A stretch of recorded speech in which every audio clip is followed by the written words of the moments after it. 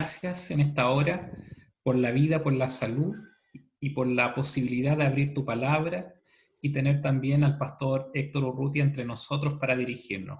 Amén. Una bendición para él, para su familia, y en esta hora esperamos que tú nos hables. Amén. Sé con cada una de las personas que está conectada. Te lo pedimos en el nombre de Jesús. Amén. Amén.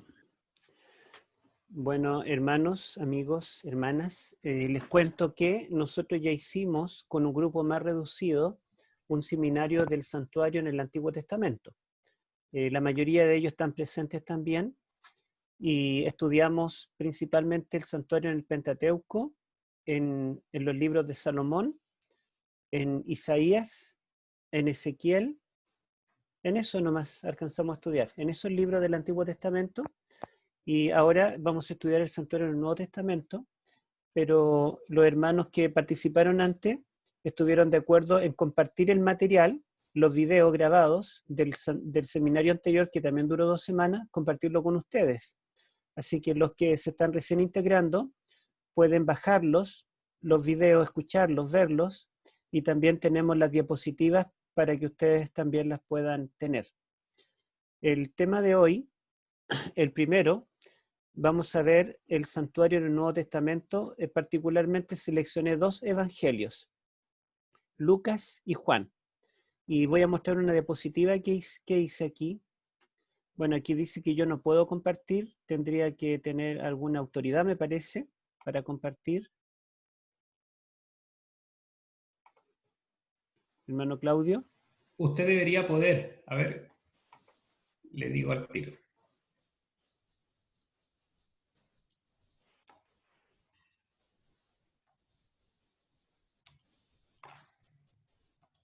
Claro, dice que yo como participante no tengo la potestad de compartir pantalla. ¿Lo coloco como Botón hospedador verde. entonces? Botón verde. Claro, el botón verde me dice que no tengo esa facultad. ¿Lo tendría que colocar como hospedador? A ver, colóqueme como anfitrión. Ok.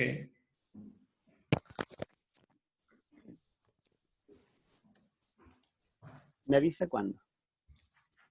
Estamos, pastor. Usted es el anfitrión. Ya. Entonces ahora sí voy a compartir pantalla. ¿Lo pueden ver? ¿La pantalla? Se está cargando al parecer. Sí, aún no. Está cargando. Ahora sí. Ahora sí. Ahora sí, pastor. Ya. Y ahora yo no la veo.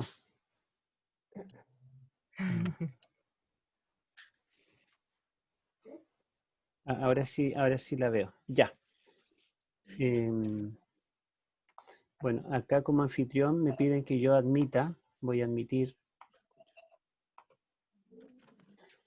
Ya. Y voy a poner en mute a todos. Ya, ustedes ven entonces acá la pantalla, ¿verdad? Ven el título, el santuario en Lucas y en Juan. Vamos a avanzar.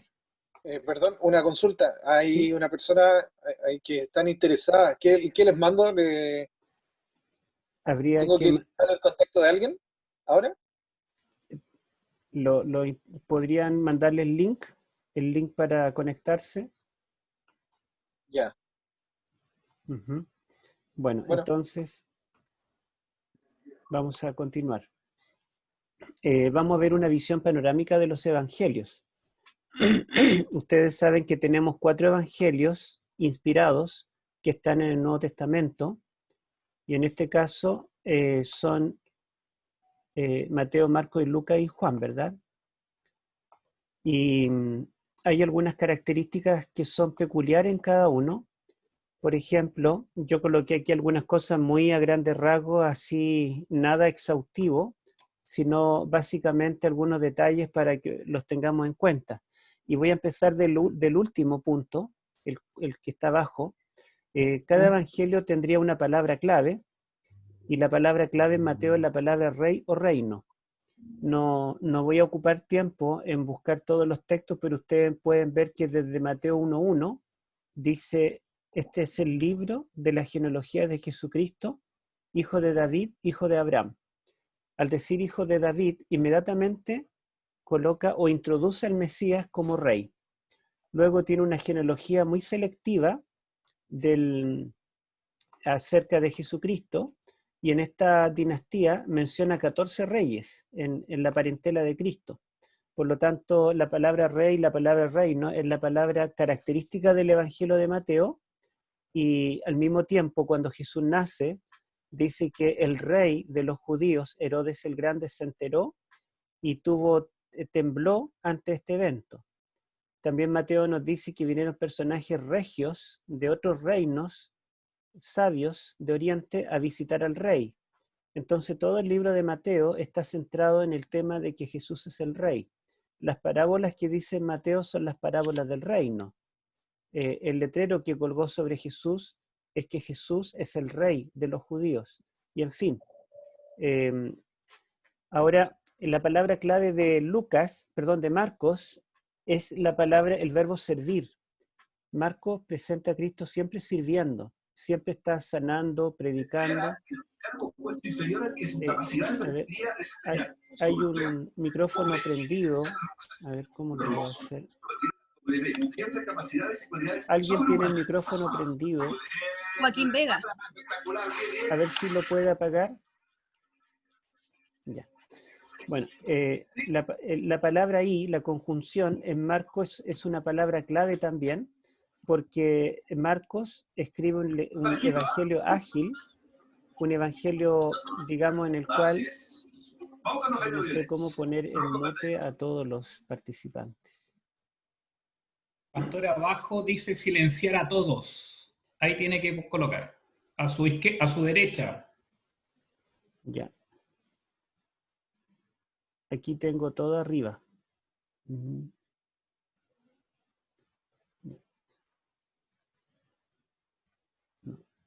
Bueno, esta primera vez yo voy a pedir disculpas porque van a haber algunas imperfecciones. Después yo me voy a quedar un rato más para poder dominar esos temas.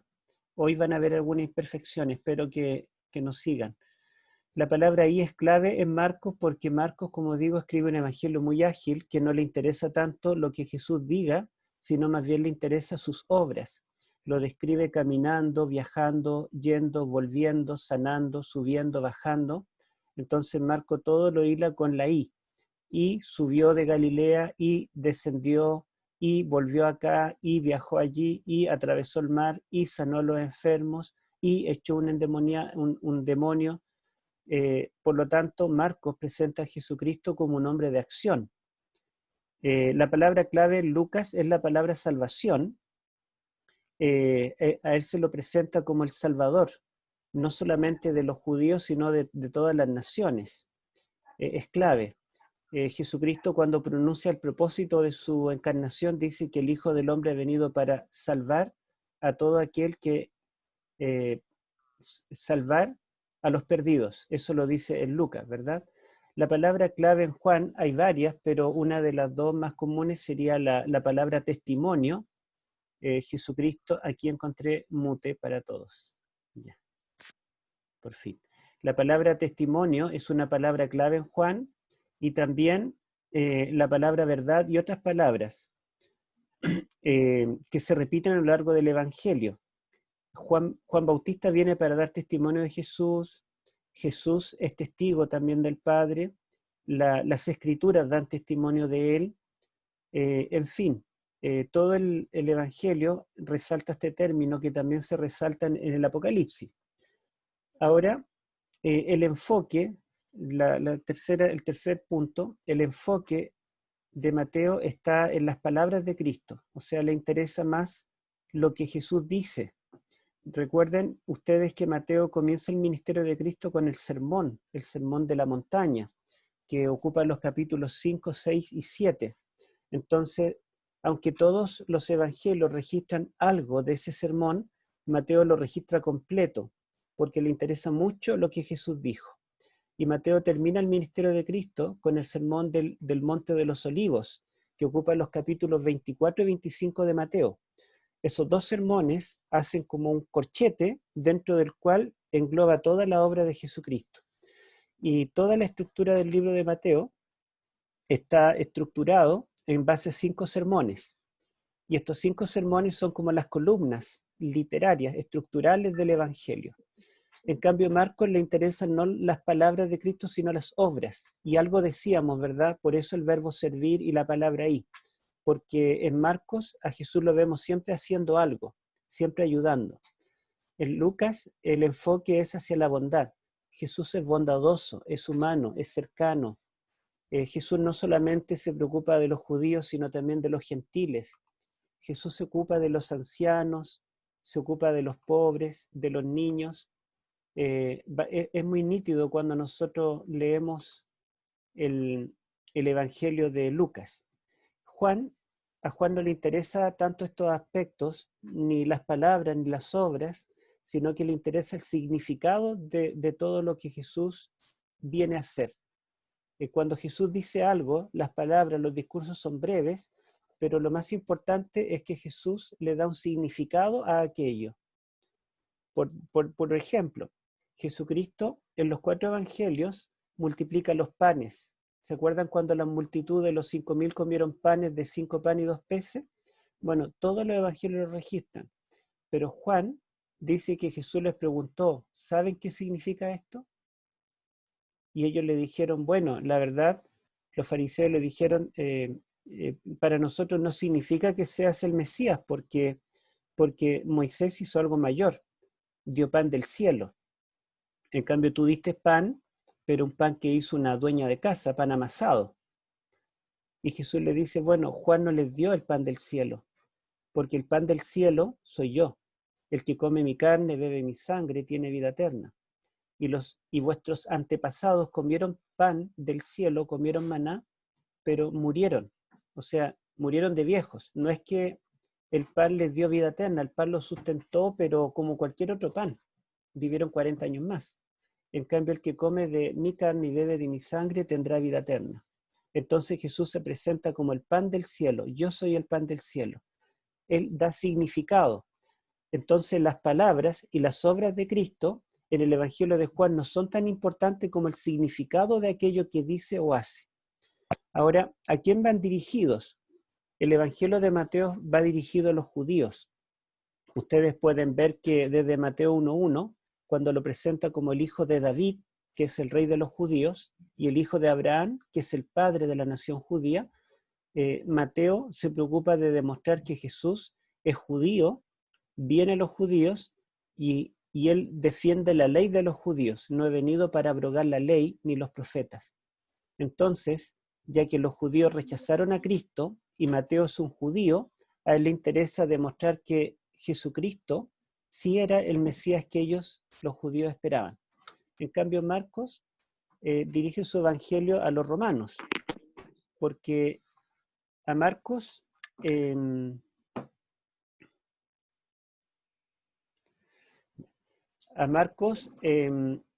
Marcos es evangelista en Roma.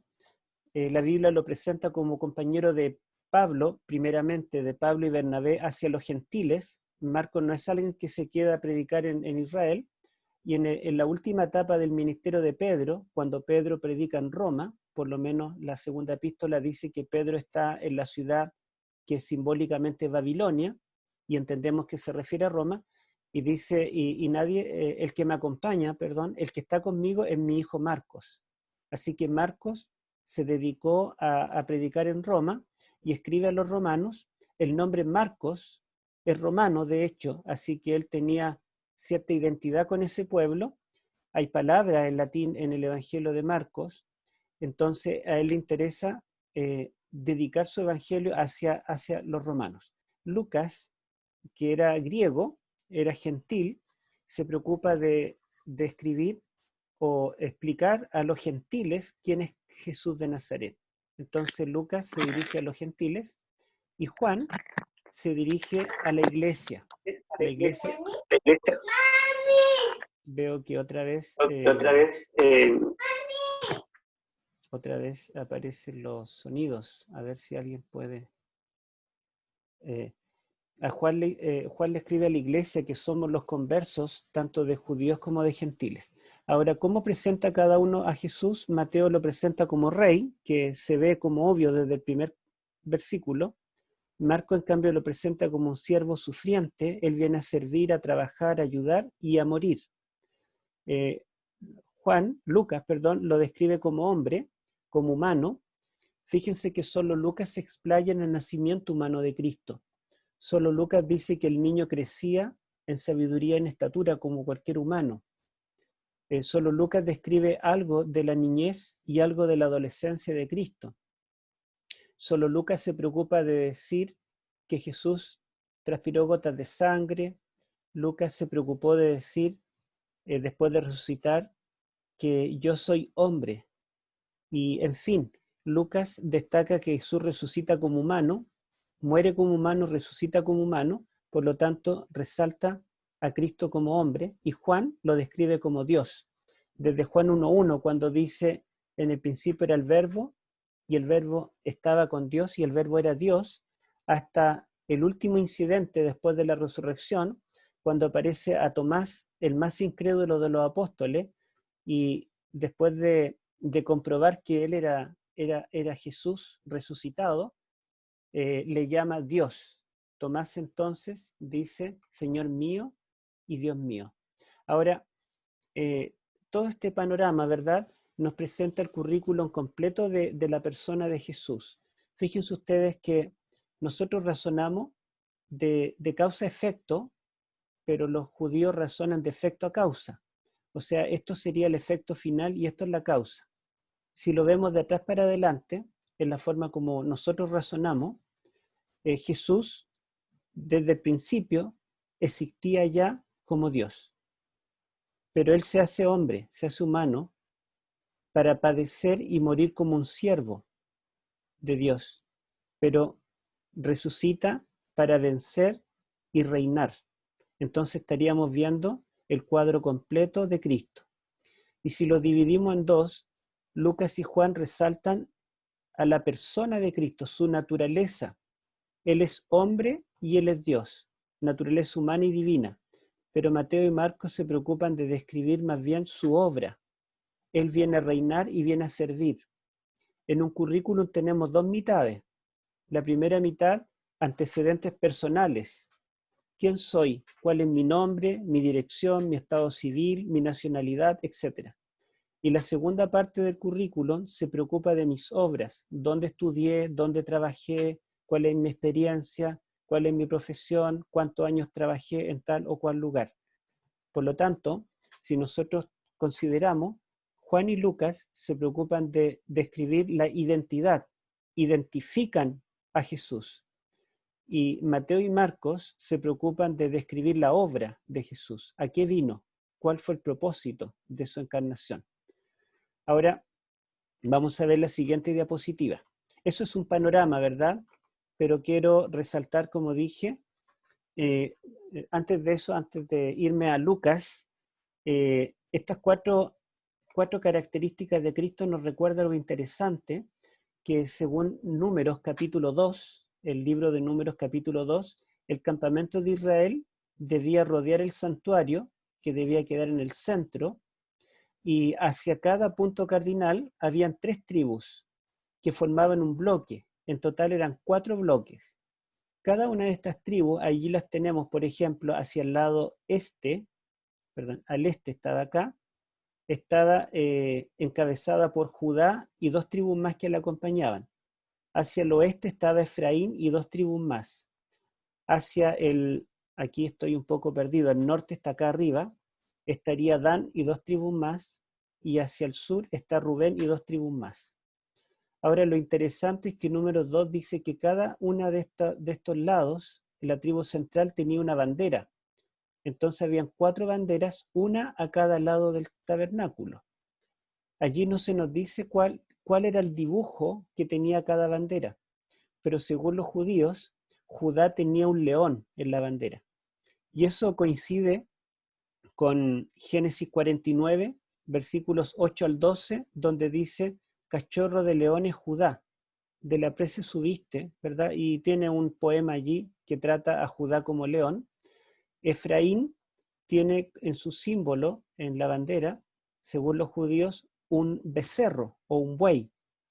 Y y justamente en Génesis 49 también a Efraín y Manasés se les llama becerro. Dan tiene un águila volando y Rubén tiene un hombre, un ser humano, la cara de un hombre.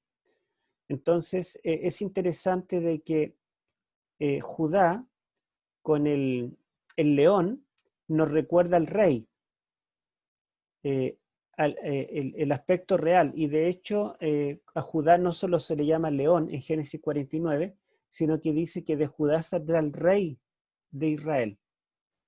Y Efraín, el buey, nos recuerda el siervo, un animal de servicio, un animal de trabajo, y también es un animal sacrificial, porque el becerro o buey eran el animal que se podía sacrificar en distintas ocasiones en el tabernáculo. Hacia el lado norte, donde estaba el águila representa a Dios en el Antiguo Testamento. Por ejemplo, Éxodo 19:4, Deuteronomio 32, versículos 10 al 12, dice que Jehová es el águila que sacó a su pueblo de Egipto. Y como el águila viene desde arriba, es el ave que vuela más alto, en las alturas hace su nido, el águila representa lo que trasciende, lo divino. Y de esta manera, entonces el águila sería un símbolo de la divinidad de Cristo.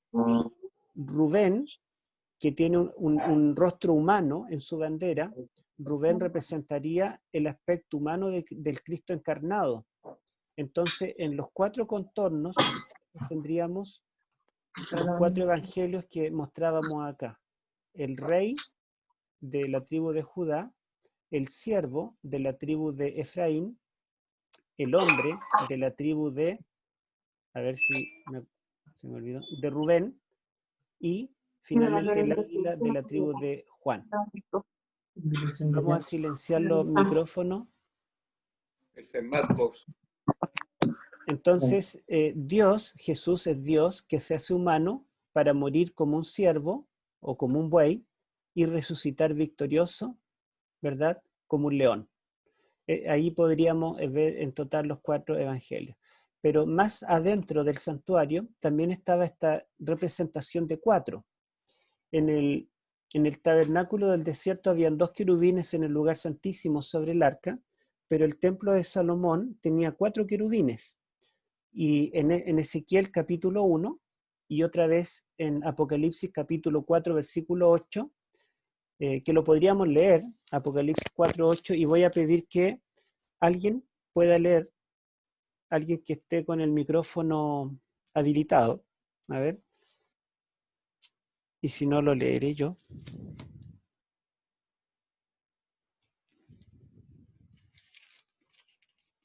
Apocalipsis 4:8 4:8, por favor, dice, Isabel. y los 4 seres vivientes tenían cada uno 6 alas, y alrededor y por dentro estaban llenos de ojos, y no cesaban día y noche de decir, Santo, Santo, Santo es el Señor Dios Todopoderoso. Es el El 7, que era, perdón, me equivoqué, el 7. el Sí. 7 dice, el primer ser viviente era semejante a un león, el segundo era semejante a un becerro, el tercero tenía rostro como de hombre, y el cuarto era semejante a un águila volando. Allí entonces dice que los 4 seres vivientes eran, digamos, voy a silenciar a todos, los 4 seres vivientes, el primero era como un león, el segundo era como un becerro, el tercero tenía rostro como de hombre y el cuarto era como un águila volando. Y eso nos recuerda entonces a los 4 evangelios, o más bien no a los 4 evangelios, sino a los cuadros, a los distintos cuadros que se nos presentan de los evangelios, ¿sí? Los cuadros de Jesús, ¿verdad? Cómo cada evangelio presenta a Jesús. Bueno, y vamos a ver entonces ahora algo del evangelio de Lucas en relación con el santuario.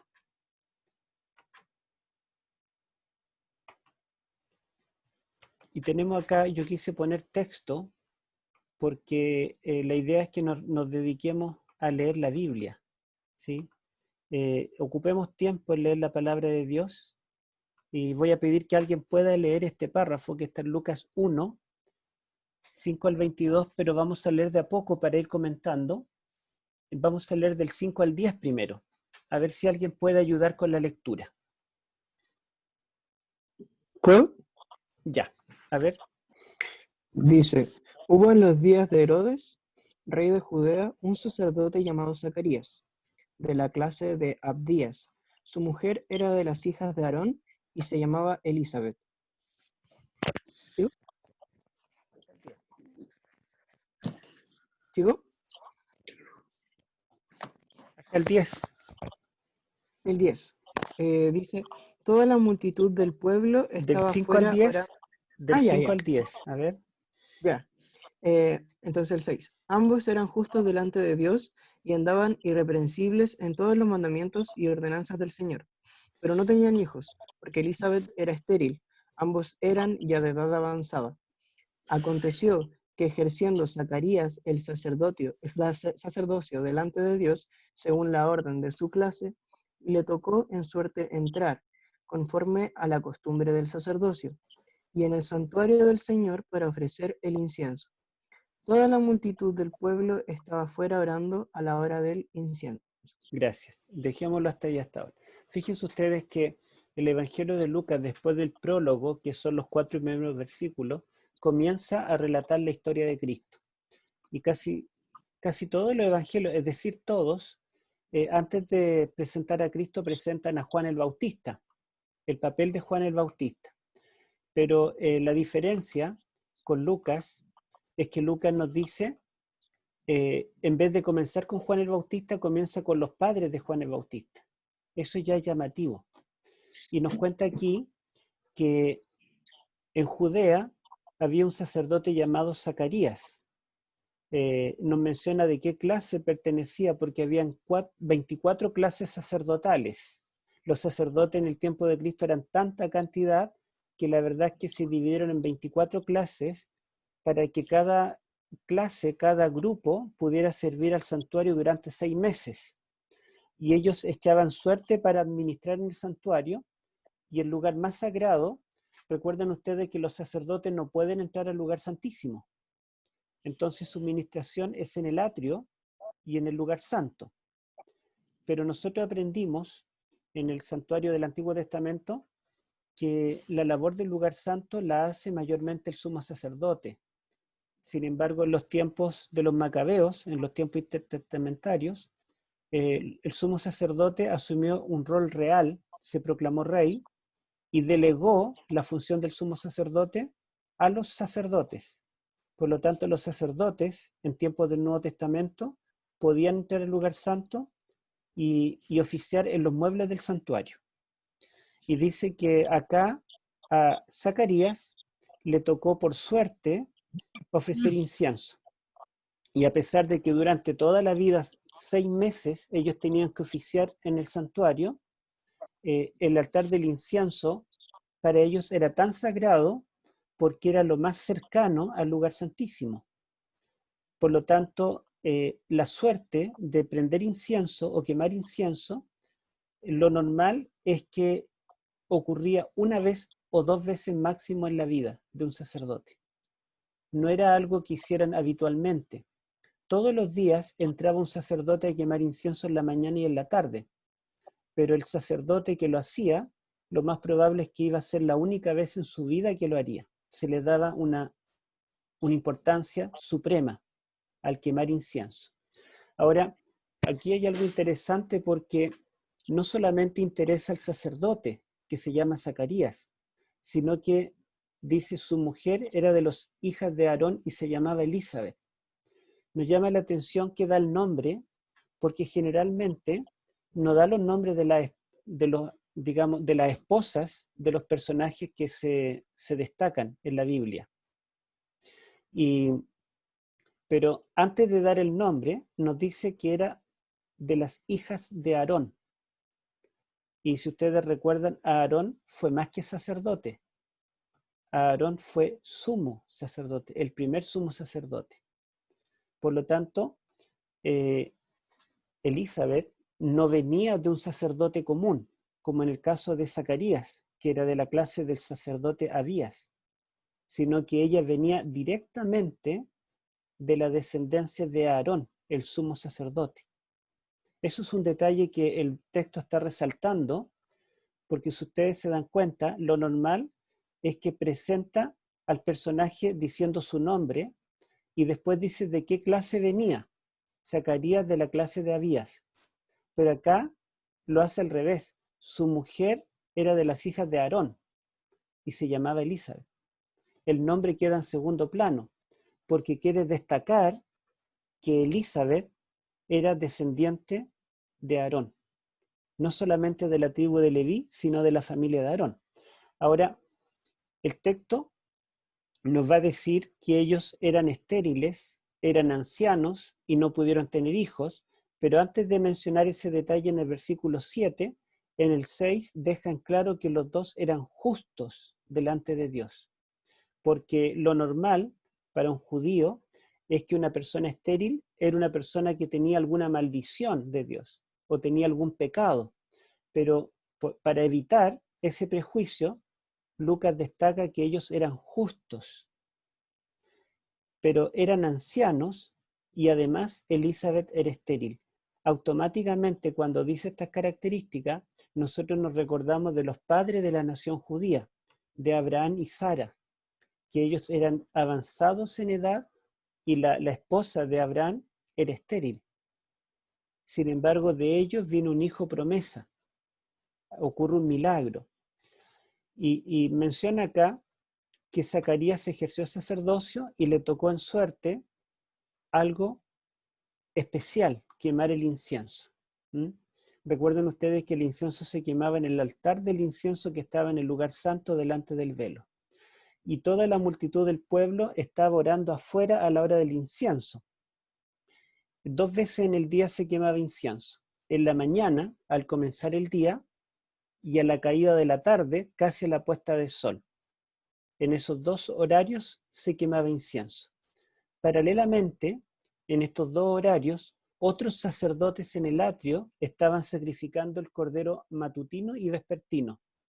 Es decir, había un sacrificio en el altar del sacrificio, que era quemado el holocausto continuo y al mismo tiempo era quemado el incienso en el altar del incienso.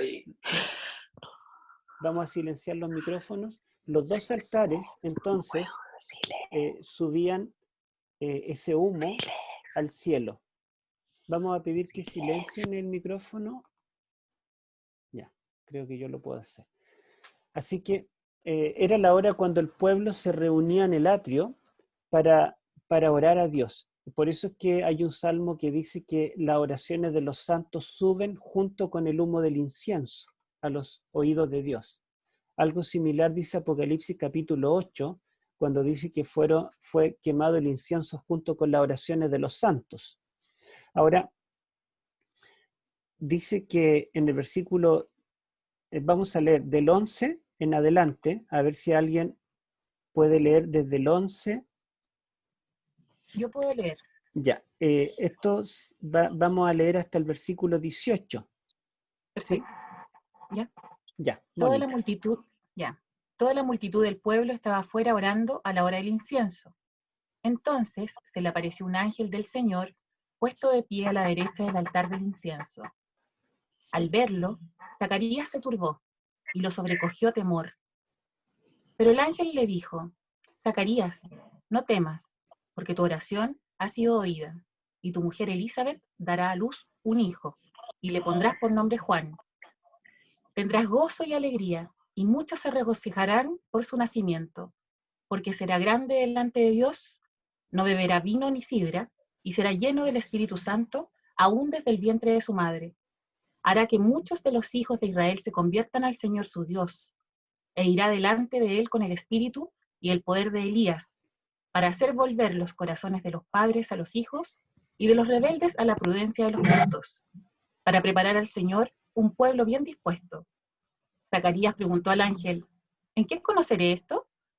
Porque yo soy viejo y mi mujer es de edad avanzada. Ya, fíjense ustedes aquí el relato dice que él ya era especial el hecho de quemar el incienso, pero ahora fue más especial porque cuando entró al lugar santo, al lado derecho del altar del incienso, ve parado un ángel de Dios.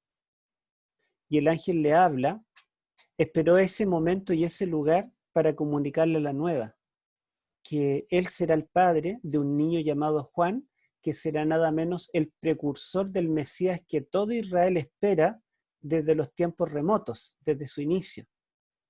Está por cumplirse la promesa del Mesías, pero aunque nosotros sabemos que Juan es el precursor, solo Lucas nos revela un detalle muy interesante.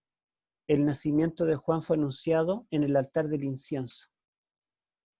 El ángel le dice: las oraciones de tu esposa y tuya han sido oídas, y el altar del incienso es un símbolo de la oración que sube a Dios. Entonces, en ese mismo lugar donde se supone que las oraciones suben, es el lugar donde el ángel se encuentra con Zacarías para darle la nueva. No me voy a detener en los detalles, vamos a seguir leyendo. A ver si alguien puede leernos desde el 17 habíamos quedado, ¿verdad? 18. Yo leo. El 18, ya 18 al 22. Ya. Dice así. Zacarías preguntó a la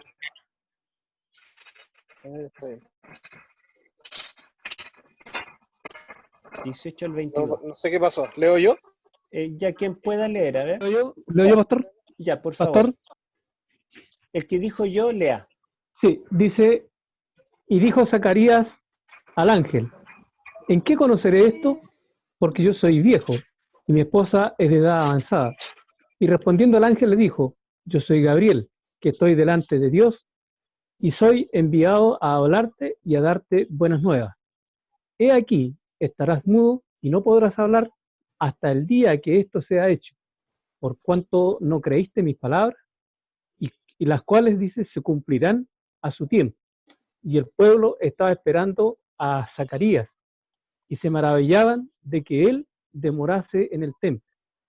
Y cuando salió, no les podía hablar, y entendieron que había visto visión en el templo, pues les hablaba por señas y permanecía mudo. Amén. Fíjense ustedes, gracias hermanos, fíjense ustedes acá, que dice que Zacarías se turbó y le dijo, pero ¿cómo es posible si somos viejos y mi esposa es estéril y ya pasó la menopausia, está en la menopausia? Entonces, es imposible. Y el ángel le responde, fíjense ustedes que no le explicó nada, sino que le dijo, yo soy Gabriel. Ante la duda humana, este ángel le dice, yo soy Gabriel. Y inmediatamente Gabriel nos evoca la figura del ángel que se parece a Daniel. ¿Se acuerdan? Gabriel significa guerrero de Dios. Y Gabriel dice, yo soy Gabriel que estoy delante de Dios. He venido para anunciarte estas buenas nuevas. Y el ángel le dice que por cuanto él dudó del poder de Dios, quedará mudo hasta que nazca Juan. Así que él estuvo 9 meses sin poder hablar. Y todo lo que él demoró en el diálogo con el ángel, dice que el pueblo que estaba en el atrio orando a Dios se preocupó, porque nunca un sacerdote había demorado tanto tiempo en quemar incienso. Y estaban preocupados. Algo había pasado con el sacerdote Zacarías. Y cuando él salió, dice que él no pudo hablar porque quedó mudo. Y esto es muy significativo, muy significativo.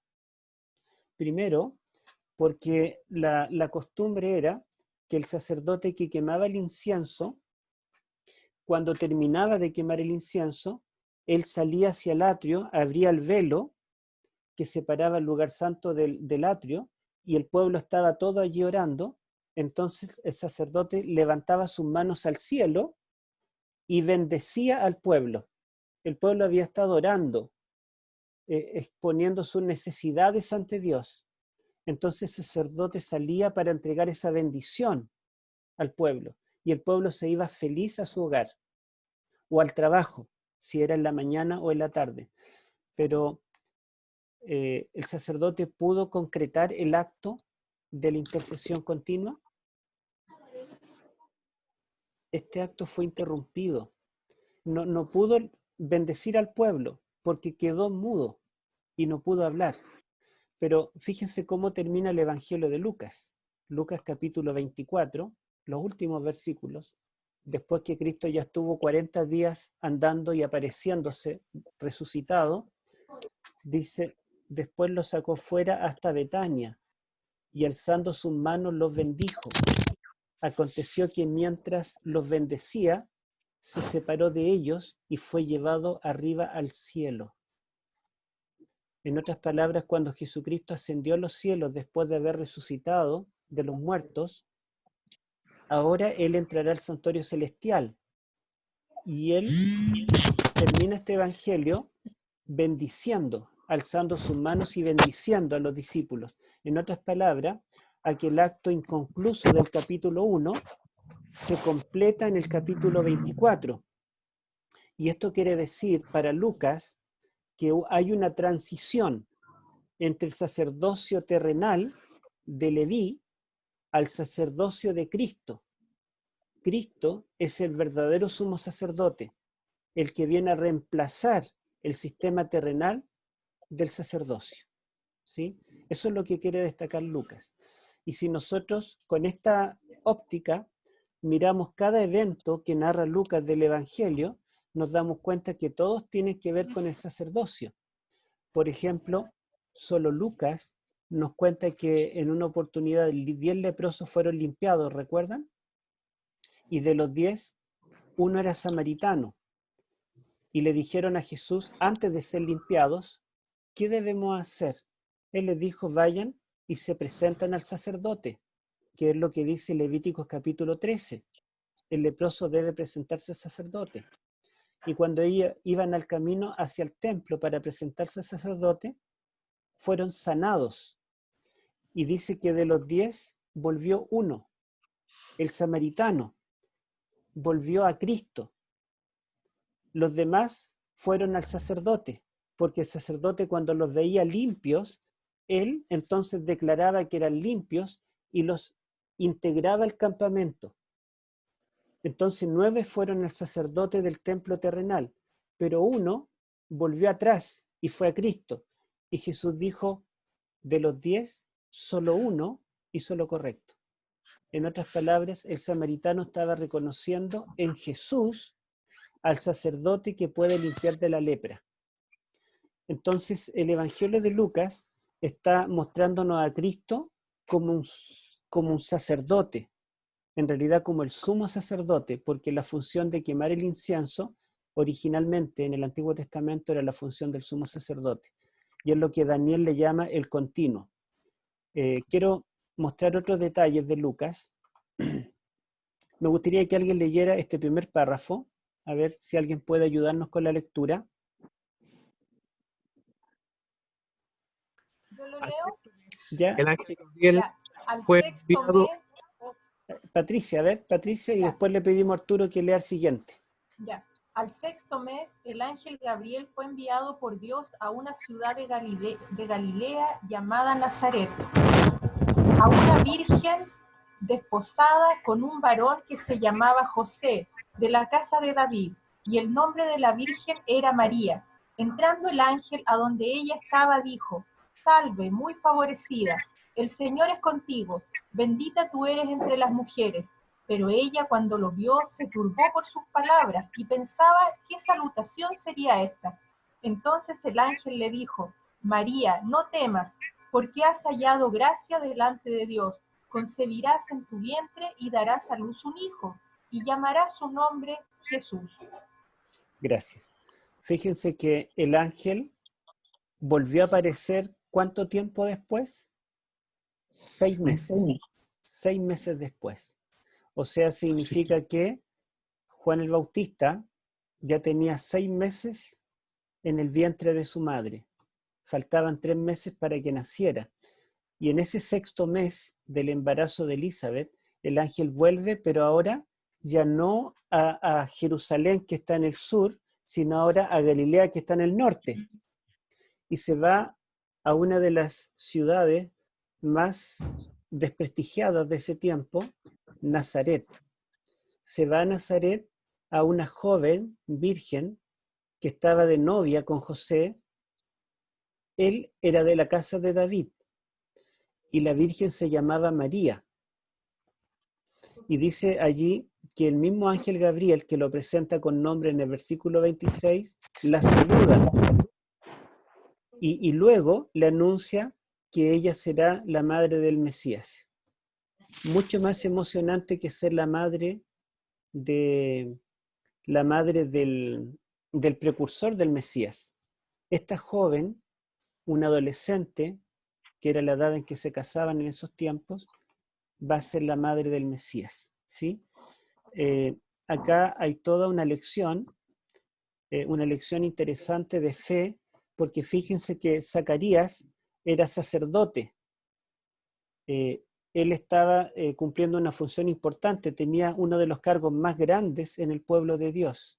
Se esperaba de él. ¿Qué esperamos de un líder espiritual? Que sea una persona de fe, ¿verdad? Es lo menos que podemos esperar de un líder.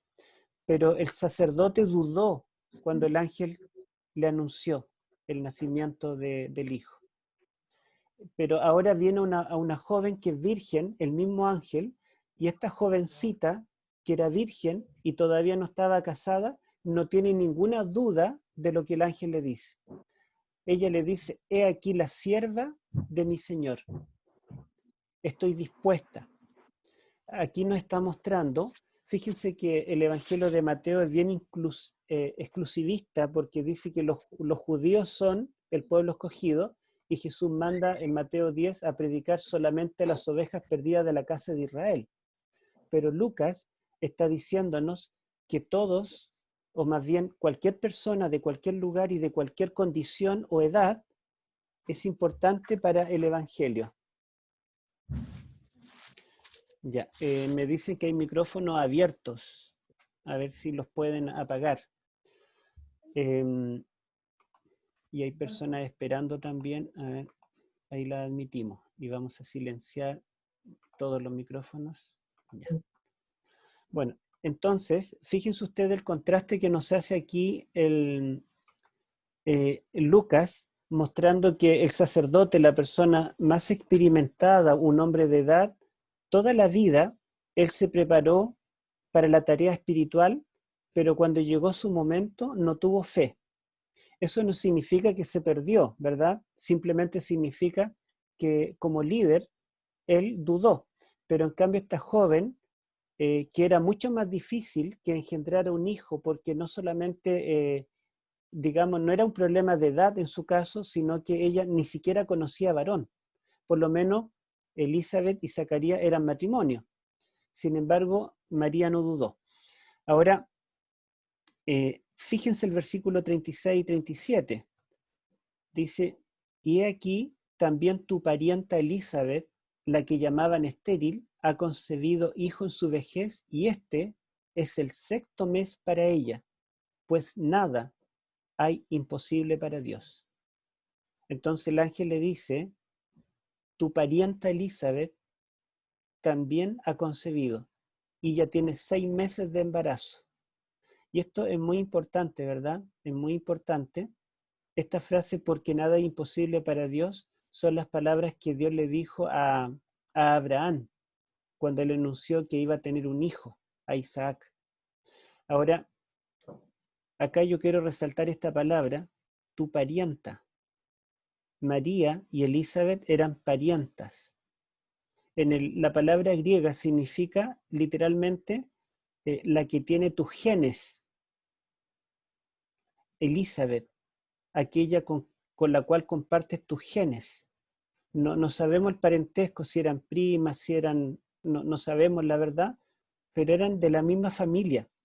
¿Y se acuerdan ustedes, Elizabeth, de qué familia provenía?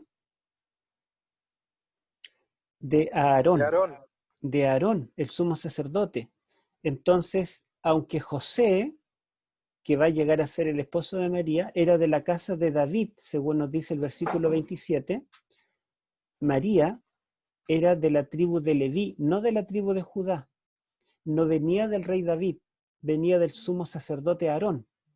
Por lo tanto, el niño que va a nacer no solamente es el rey que esperan los judíos, sino que es el sumo sacerdote que esperan los levitas. Según Lucas, Jesús tiene los dos ministerios. Él es el rey y el sacerdote. Después de todo, la palabra Cristo significa ungido. Y los dos personajes que eran ungidos en el Antiguo Testamento eran los reyes y los sacerdotes. Vamos a leer los versículos 21 al 24. Voy a pedirle a alguna otra persona que me pueda ayudar con la lectura. Leo. Versículos aquí abajo. ¿Sí? Lula. 21 al 24. ¿De cuál número? 21 al 24, del capítulo 2. Capítulo 2, 21 al 24. Dice, a los 8 días, cuando era tiempo de circuncidar al niño, lo llamaron Jesús, el nombre que el ángel les había dado antes de ser concebido. Cuando se cumplieron los días de la purificación de ellos, conforme a la ley de Moisés, lo llevaron a Jerusalén para presentarlo al Señor. Como está escrito en la ley del Señor, todo varón primogénito será consagrado al Señor, y para ofrecer en sacrificio un par de tórtolas o 2 pichones conforme a la ley del Señor. Ya. Entonces dice que al cumplir 8 días de nacido, lo circuncidaron. Y dice también que cuando se cumplieron los días de la purificación de ellos como matrimonio, esto era el día 40 de nacido. Después de la cuarentena, según Levíticos capítulo 12, dice que lo trajeron a Jerusalén para presentarlo al Señor. Y fueron al templo y ofrecieron las dos palomitas en el altar del sacrificio para presentarlo al Señor. Entonces acá nosotros tenemos que Lucas nos está llevando desde el nacimiento de Juan y el nacimiento de Cristo al momento solemne del primer encuentro de Jesucristo en el templo. Pregunto, ¿cuál fue la primera vez que Jesús entró al templo? ¿Sería después del bautismo?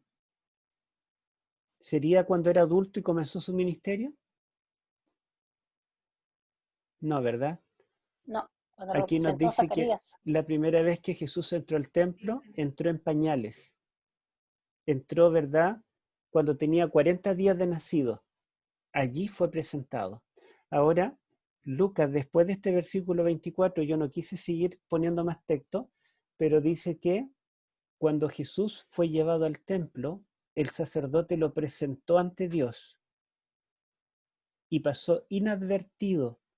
El sacerdote no reconoció en ese niño nada más que otro bebé.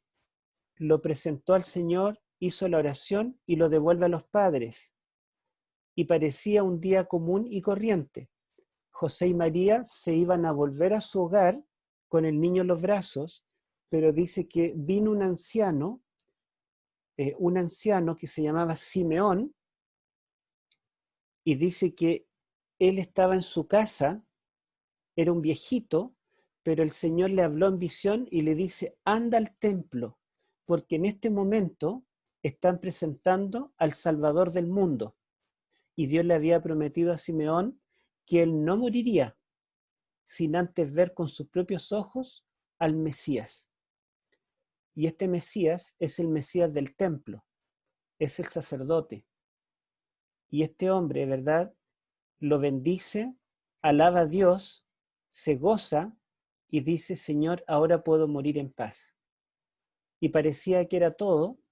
Un viejito fue el único que lo reconoció, pero dice que apareció una anciana que se llamaba Ana, y ella tenía casi 100 años, una mujer ya más de 90 años, y dice que ella, a diferencia de Simeón, no estaba en su casa esperando el momento, sino que dice que desde que ella había enviudado, ni un solo día se apartó del templo, porque cuando era joven, Dios le habló en visión y le dijo que ella vería al Salvador del mundo antes de morir.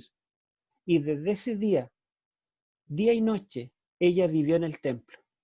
Y cuando llegó ese momento, después de los 90 años, dice que María tomó al niño en los brazos, lo bendijo, alabó a Dios, pero después el texto dice que ella no paró de hablarle a todos los que veía para hablarles del niño. Entonces Lucas nos dice que el primer evangelista que predicó a Cristo o a Jesús como el Salvador, como el Mesías, fue una mujer y fue anciana. Y también Lucas nos dice en el capítulo 24 que cuando Jesús resucita, el primer evangelista que predica las buenas nuevas de la resurrección fue una mujer prostituta, María Magdalena, porque cuando ve a Cristo resucitado, Jesús le dice, ve y evangeliza a mis discípulos, predica las buenas nuevas, lleva las buenas nuevas a los discípulos, cuéntales que resucité. Entonces Lucas, ¿se dan cuenta ustedes que es inclusivo?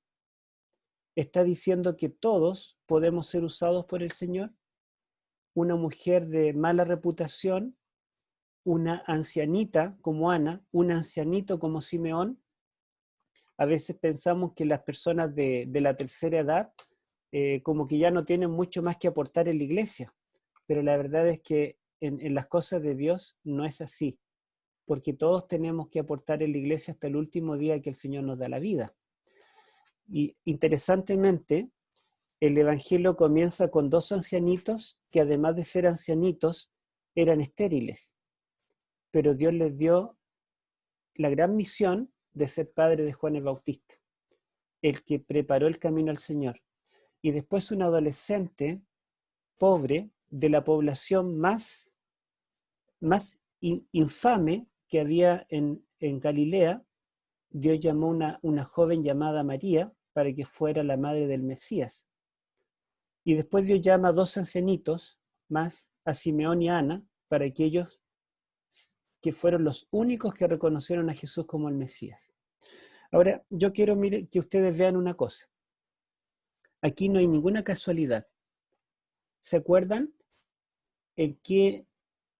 cuál fue la primera vez que apareció el ángel Gabriel aquí en Lucas? Cuando le anuncia a Zacarías la concepción de Juan. La segunda vez que apareció fue cuando le anuncia a María la concepción de Jesús. Y dice que fue el 6º mes. Y luego dice que ellos presentaron al niño al templo ¿a los cuántos días de nacido Jesús? 40. 40 días. 40 días. ¿No le llama la atención que el ángel se llama Gabriel, igual que el ángel que aparece en Daniel 8 y 9? En Daniel 8, el ángel que anuncia la purificación del santuario se llama Gabriel, y en el capítulo 9, el ángel que anuncia las 70 semanas es el mismo Gabriel.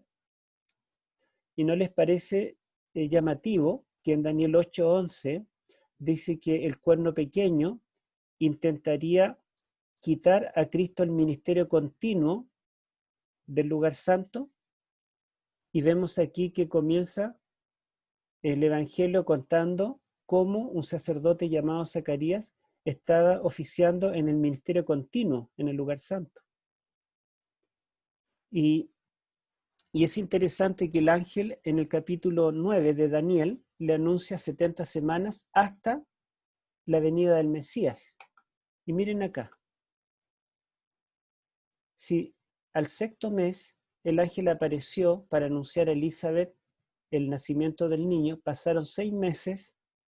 Si lo sacamos, cada mes tiene 30 días, 6 por 30 son 180 días. Después aparece a María para anunciar el nacimiento de Cristo, y el embarazo de María duró 9 meses, que sería 270 días, y María lo presenta en el templo 40 días después de nacido.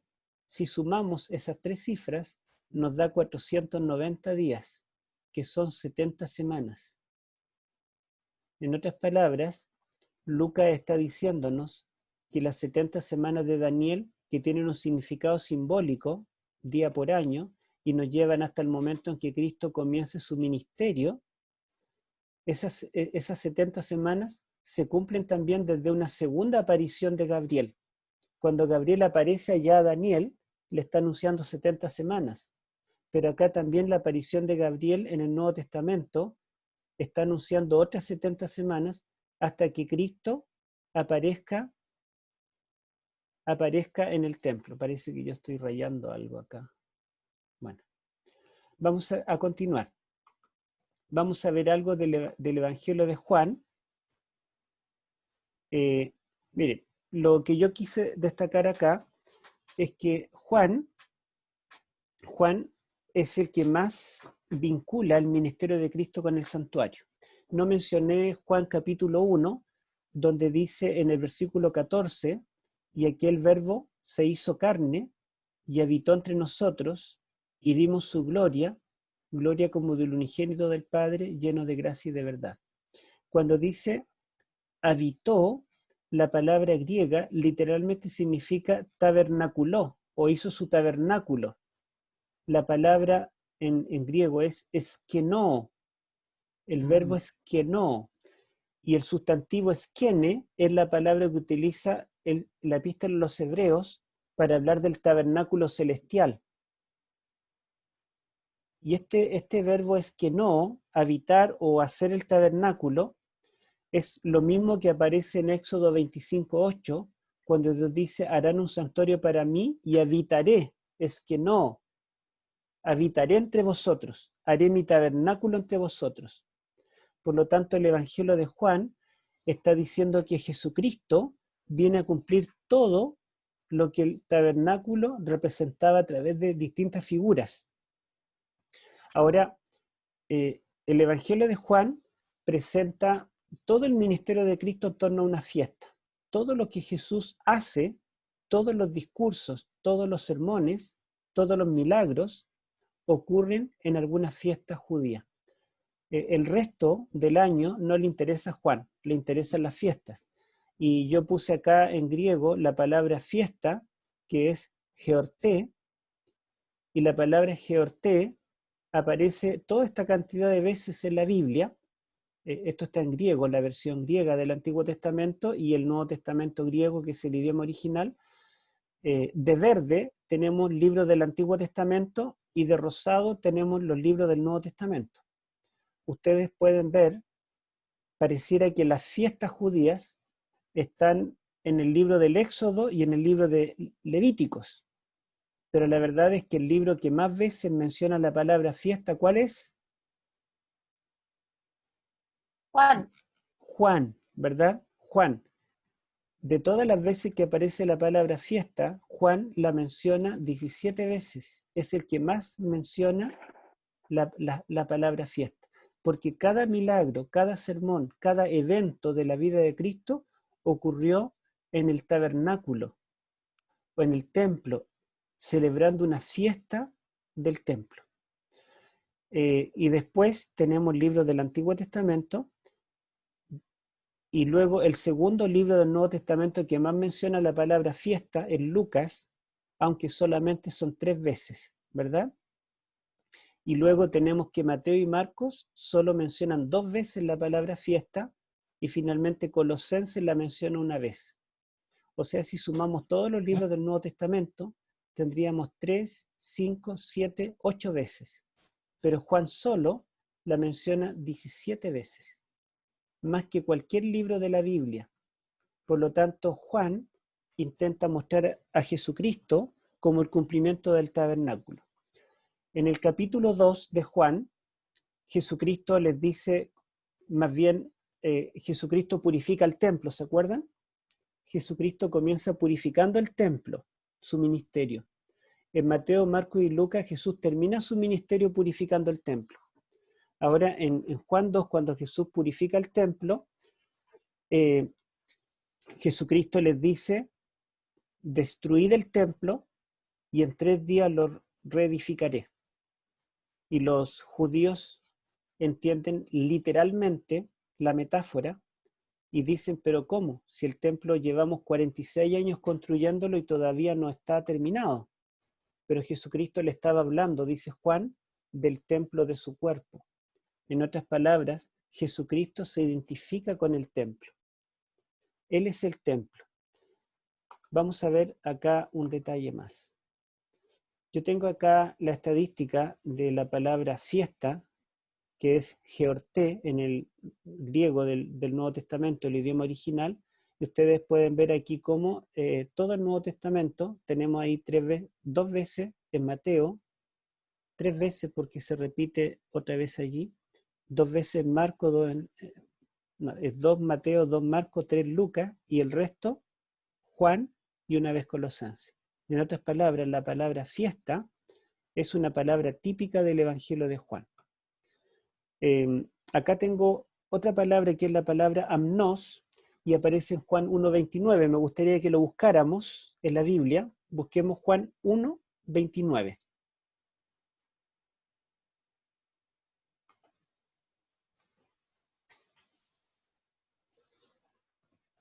A ver si alguien puede leerlo. El siguiente día vio Juan a Jesús que venía a él, y dijo: He aquí el Cordero de Dios, que quita el pecado del mundo. Gracias. Entonces dice que Juan, la primera vez que se encuentra con Cristo, Lucas dice que ya se encontraron en el vientre, ¿se acuerdan? Cuando María tenía 3 meses, no me acuerdo cuánto tenía de embarazo, pero fue a ver a Elizabeth y dice que las 2 embarazadas, el bebé saltó en el vientre de Elizabeth cuando llegó María. Por lo tanto, ¿verdad? Hubo un encuentro prenatal, un encuentro en el vientre. Pero Juan destaca el primer encuentro o la primera vez que se conocieron personalmente ya de adultos. Y cuando Juan ve a Jesús en su primer encuentro, dice: he aquí el Cordero de Dios que quita el pecado del mundo. La palabra griega que aparece acá, Cordero, es amnos. No es la misma que Juan utiliza en el Apocalipsis. La del Apocalipsis es arnión. Arnión es un cordero joven y aparece 29 veces en Apocalipsis, 2 veces en los Salmos, 2 veces en Jeremías y 1 vez en Juan. O sea, Juan es el que más utiliza la palabra arnión en toda la Biblia. Pero la palabra que utilizan en Juan 1:29 y 36 es la palabra amnos. Juan dice: he aquí el Cordero de Dios. Pero dice algo más. Un cordero puede evocarse por su mansedumbre, por su belleza, por su lana, pero también puede invocarse como un animal sacrificial. Y Juan en ese aspecto lo está enfocando, porque dice: he aquí el Cordero de Dios que quita el pecado del mundo. Y es interesante que cuando uno busca el Antiguo Testamento en griego, la palabra amnos aparece en Isaías 53:7. Me gustaría que leyéramos Isaías 53, versículo 7.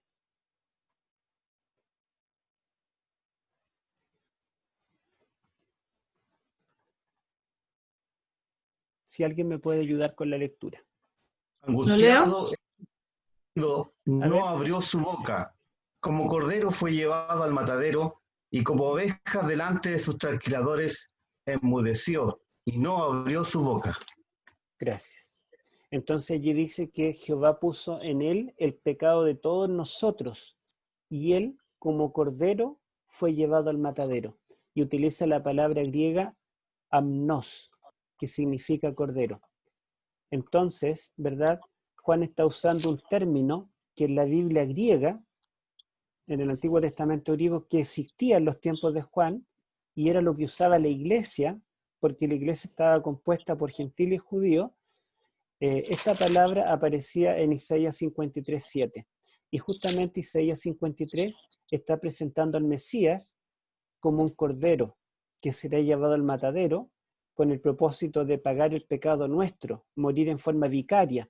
Y eso se enseñaba todos los días en el santuario, en el Cordero de la mañana y en el Cordero de la tarde.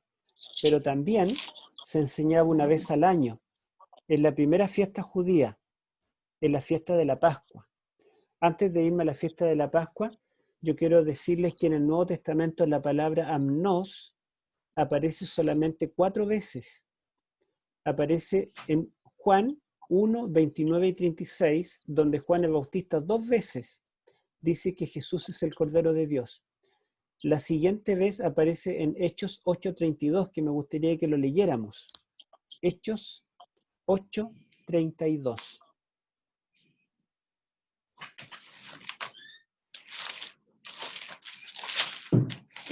Acá lo tengo.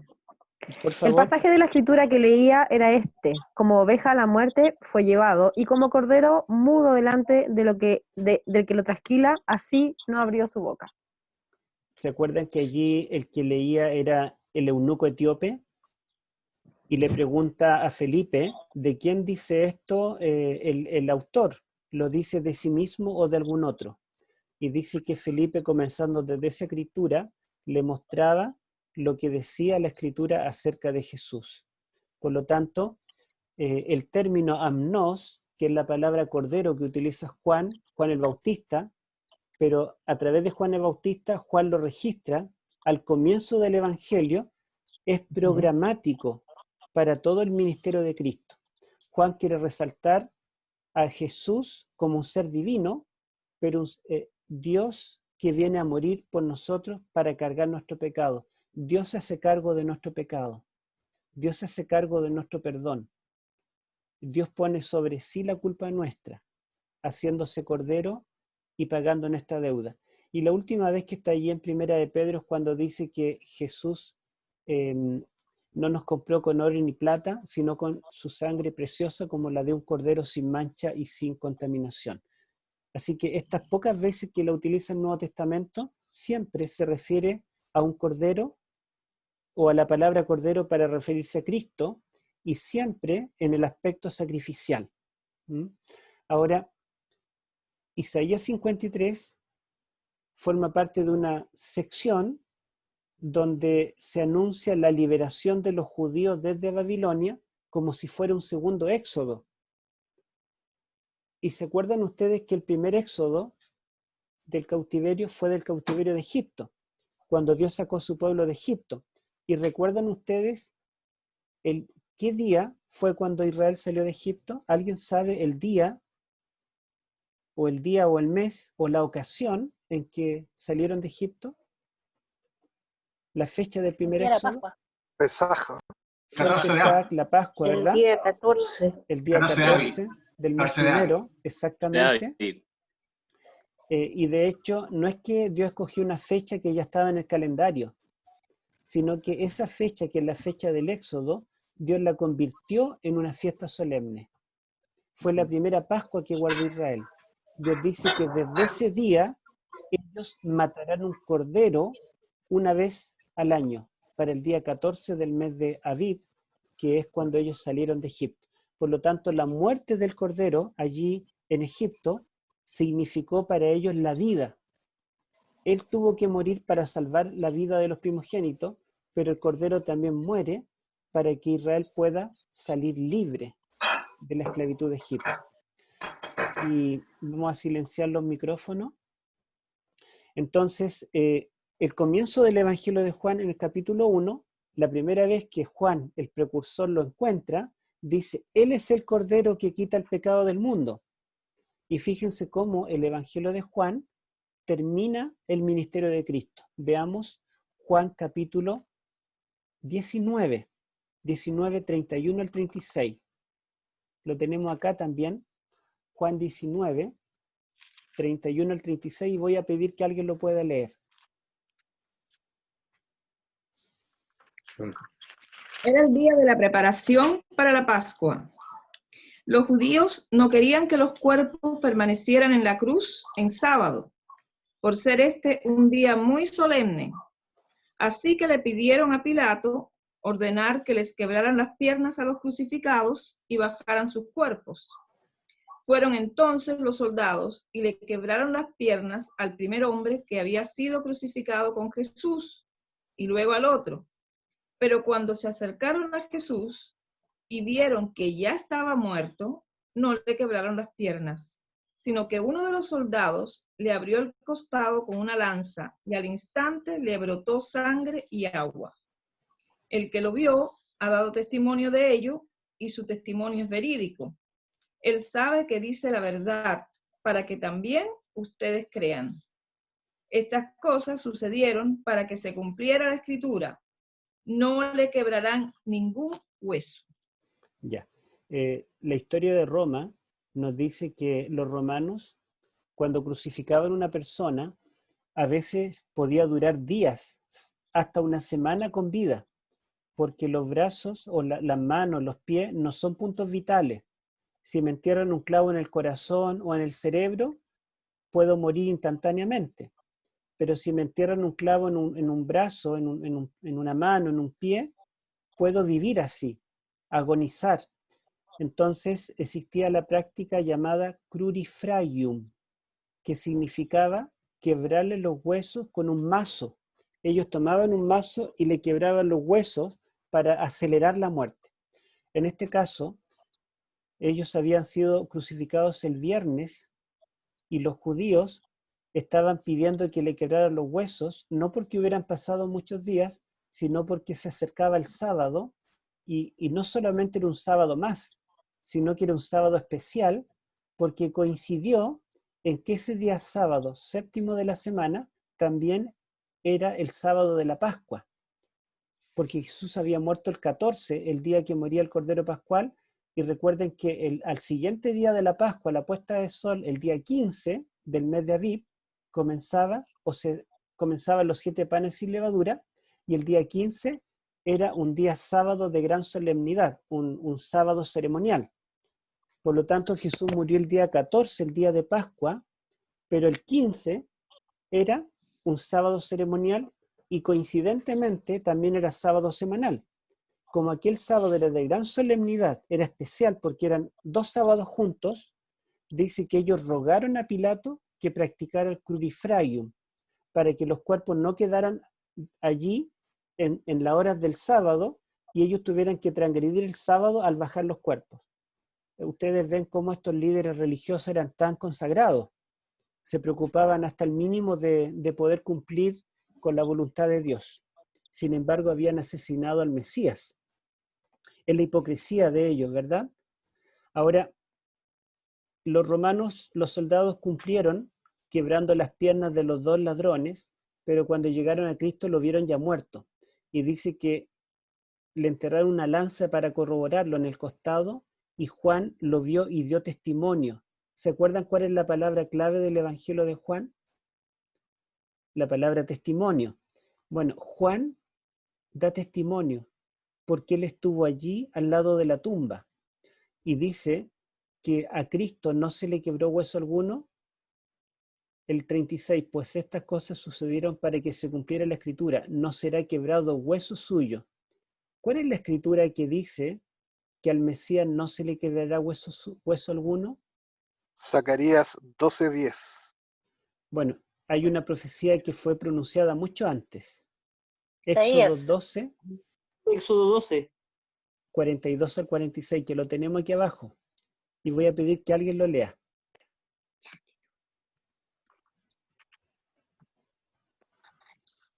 A ver si alguien lo lee. Es noche de guardar para Jehová, por haberlo sacado en ella de la tierra de Egipto. Esta noche deben guardarla para Jehová todos los hijos de Israel, a lo largo de sus generaciones. Jehová dijo a Moisés y a Aarón: esta es la ley para la Pascua. Ningún extraño comerá de ella, pero todo siervo humano comprado por dinero comerá de ella, después de que lo haya circuncidado. El extranjero y el jornalero no comerán de ella.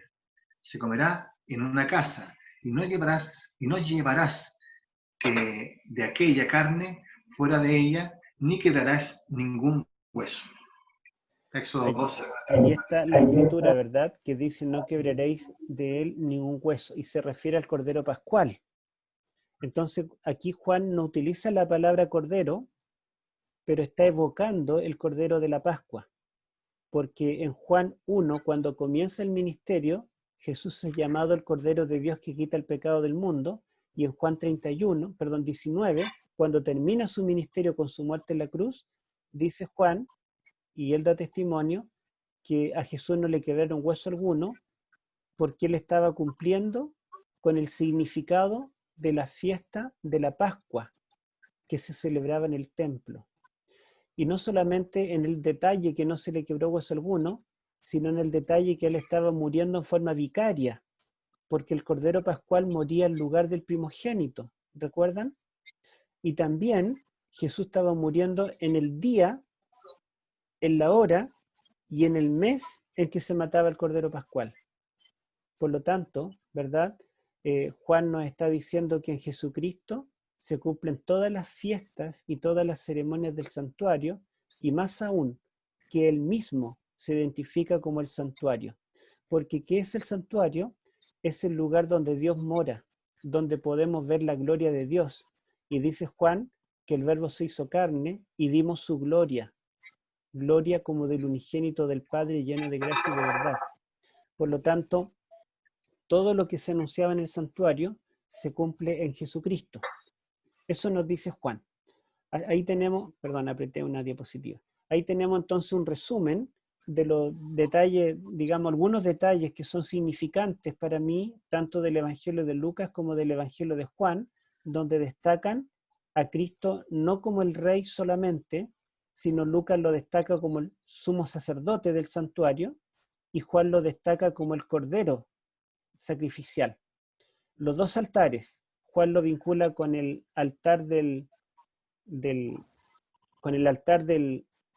holocausto, ¿verdad? Como el Cordero, y Lucas lo vincula con el altar del incienso, como el sumo sacerdote. Bueno, este es el tema. Voy a ver cómo anduvimos la hora. Estuvimos más o menos bien con lo que pensamos, y vamos a dar lugar ahora a preguntas u opiniones.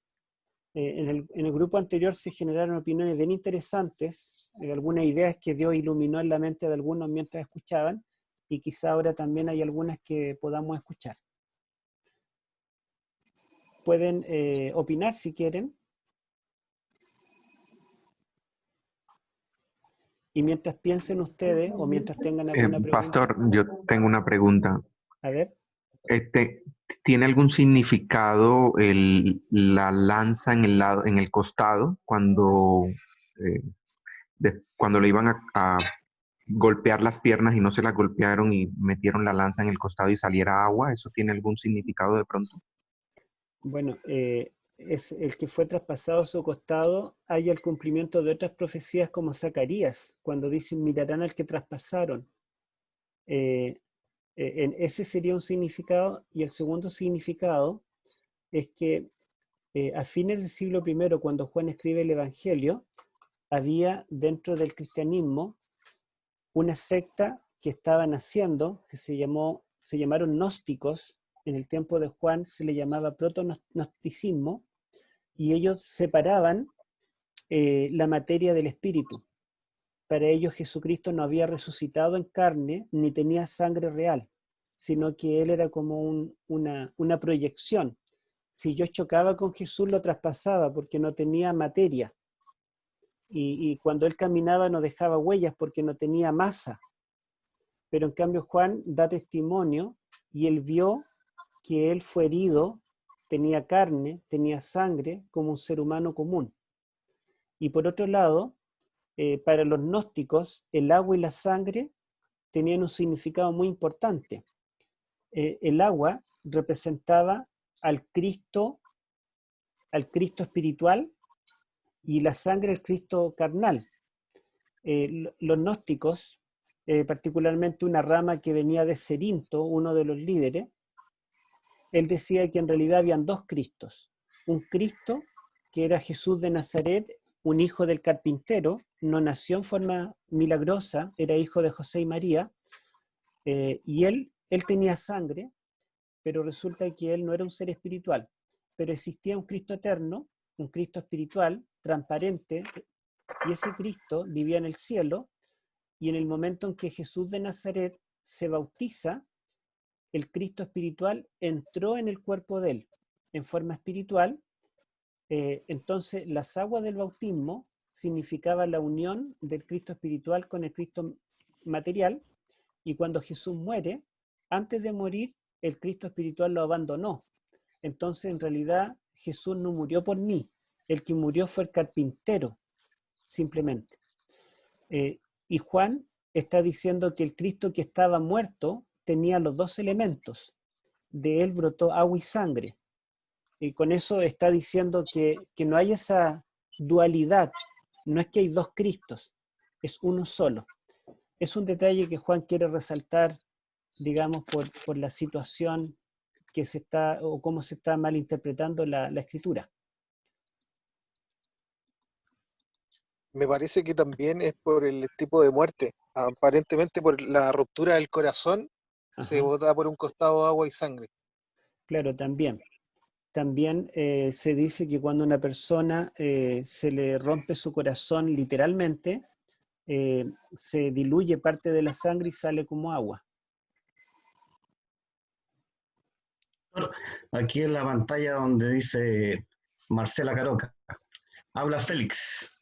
Sí. Me llama mucho la atención el cuadro que usted presenta, en donde aparece el embarazo de Elizabeth, 180 días, el embarazo de María, y los 40 días en que aparece Jesús en el templo, suman 490 días. Sí.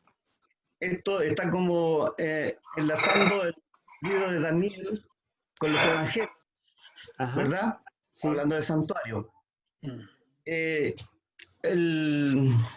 ministerio de Jesús son 3 años y medio, suman 1260 días. Sí. No he sacado la cuenta desde este enlace que usted hace de los 490 días hasta la muerte o la resurrección de Jesús. No he sacado la cuenta de los días. ¿Pero tendrá algún significado también con el santuario? Bueno, la verdad es que esto es un tema que vimos con el otro grupo que estamos estudiando el Evangelio de Juan. Es que los evangelios, y el que más lo destaca es Juan, pero está presente en todos, que tienen lo que se llama la escatología realizada. La escatología es el estudio de los eventos finales.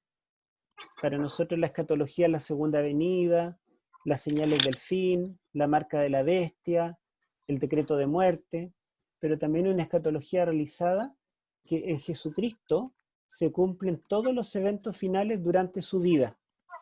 Todo. La resurrección de los muertos, la vida eterna. Jesús dice que cree en mí ya tiene vida eterna. Jesucristo cuando va a ver a Lázaro y Marta le dice, María, si hubieras estado aquí mi hermano no habría muerto. Y Jesús le dice, no, él va a resucitar, para eso vengo.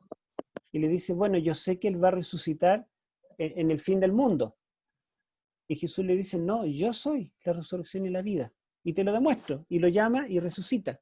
Entonces, los evangelios, y en particular Juan, y aquí en este caso Lucas, que lo estábamos presentando, presentan una escatología realizada, que todos los eventos de la historia de la salvación se cumplieron primero en Cristo. Y si esos eventos se cumplieron hasta con las fechas proféticas, significa que las profecías, en su cumplimiento histórico, tendrán un cumplimiento porque ya está garantizado. Está garantizado, Jesús ya cumplió todo. Por lo tanto, lo que queda en la historia por cumplirse, nosotros sabremos también que tiene un final feliz. Porque ya Cristo consumó y cumplió todo con su vida. Muchos dicen que Jesús murió por mí, pero la verdad es que Jesús nació por mí, creció por mí, murió por mí, resucitó por mí.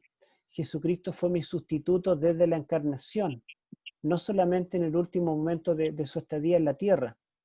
Jesús no tuvo cuna, porque yo no merecía una cuna.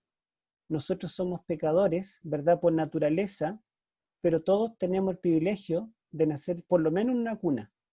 Pero Jesucristo no halló lugar, o no hubo una cuna para él, y nació en un cajón donde comen los bueyes. Así que Jesucristo fue nuestro sustituto desde el nacimiento. Y podemos ver entonces que en él se está cumpliendo la profecía que está anunciada para cumplirse en la historia a largo plazo. En Jesús se cumple como en una pequeña cápsula. Y es interesante que ustedes investiguen eso. También hemos dicho en otra oportunidad que justamente los 1260 días se cumplen en Cristo, porque el anticristo quiere imitar a Jesús, y Jesús es el Cristo, ¿verdad? Y la misma cantidad de tiempo de su ministerio es la cantidad de tiempo que dura el ministerio del anticristo, y como Cristo termina su ministerio con su muerte y resurrección, el anticristo termina su ministerio con su herida de muerte y su resurrección. Bueno, me voy a salir de aquí para poder verlos a todos, o por lo menos Una a la consulta mayoría. respecto a esos números. ¿Sí? ¿Escucho? Yo pregunto a los 270 días. ¿ya? No escuché bien. Mi consulta es respecto a los 9 meses de embarazo en María, 270 días. La pregunta, ¿por qué 270 y no 280? Sabemos que los meses de embarazo son, o las semanas de embarazo son 40 semanas, son 280 días y no 270. Claro, porque acá lo que interesa es que el mes se redondea en 30 días. Se redondea en 30 días. Entonces, 30 días, si vamos a usar una medida para el mes, tenemos que usarla para todos. Y allí menciona que a los 6 meses del embarazo de Elizabeth aparece el ángel. Entonces tenemos que darle un valor al mes, al mismo valor para todos. Y el número redondo que se utiliza en las profecías es ese. Por ejemplo, los 42 meses de la profecía son 1260 días. Significa que se le asignó el valor de 30 a cada uno. Y después, cuando habla del embarazo de María, también debemos considerar de la misma forma los 30 días. Acá nos dicen que la historia del diluvio también hay, los meses eran de 30 días. Pastor, por acá el hermano Miguel Loyola. Hermano Miguel, lo escucho. Hola, ¿cómo están? Gusto en saludarle a todos los Bien. hermanos. Me llama la atención, Pastor, el comentario de Juan con respecto a que Juan presenta a Jesús como Dios y Lucas presenta a Jesús como hombre. Se me viene a la mente a Daniel 7, 13, 14. El hijo del hombre que va en una nube y se presenta ante el anciano de días. Sí. Y sabemos que ese episodio ocurrió en 1844, pero me llama la atención que el hijo del hombre es tanto hombre como divino, primeramente porque viaja en una nube y sabemos que la nube es el medio de transporte de Dios. Y puede estar ante la presencia de Dios siendo hombre. Sí. Me llama mucho la atención porque siento que tanto Juan como Lucas tienen también un fundamento bien sólido en el Antiguo Testamento, especialmente con Daniel. Sí, y justamente el título que usa Jesús en los evangelios para referirse a sí mismo es Hijo del Hombre. El Hijo del Hombre, sí. Claro. Sí, entonces, la verdad es que los evangelios son el cumplimiento de Daniel.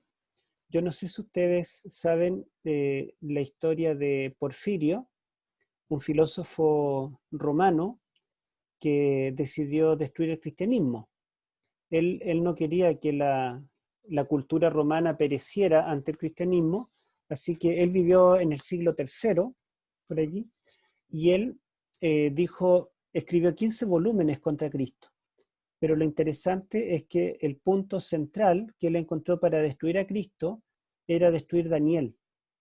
Él dijo, si yo logro destruir Daniel, entonces el cristianismo se viene abajo, porque los cristianos de ese tiempo utilizaban mucho las profecías de Daniel para demostrar que Jesús de Nazaret era el Cristo. Y es interesante, ¿verdad?, cómo Daniel es fundamental para entender los evangelios. Yo diría que Isaías también, ¿verdad? Sobre todo cuando Juan directamente lo cita, hablando del Cordero de Dios. E Isaías 53 está hablando en un contexto de un nuevo éxodo, y justamente la cruz es un nuevo éxodo.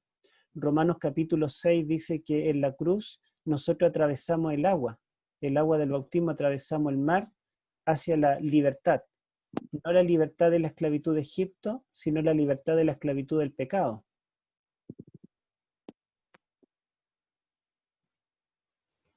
Acá dice si nubes se refiere a nubes de ángeles. Entiendo que no. Allí en Daniel capítulo 7, versículo 13, cuando el Hijo del Hombre entra en las nubes del cielo, es simplemente su vehículo o aquello sobre lo cual él entra, porque los ángeles se mencionan con otro lenguaje, como los millares y millones de millones que están alabando al que está en el trono.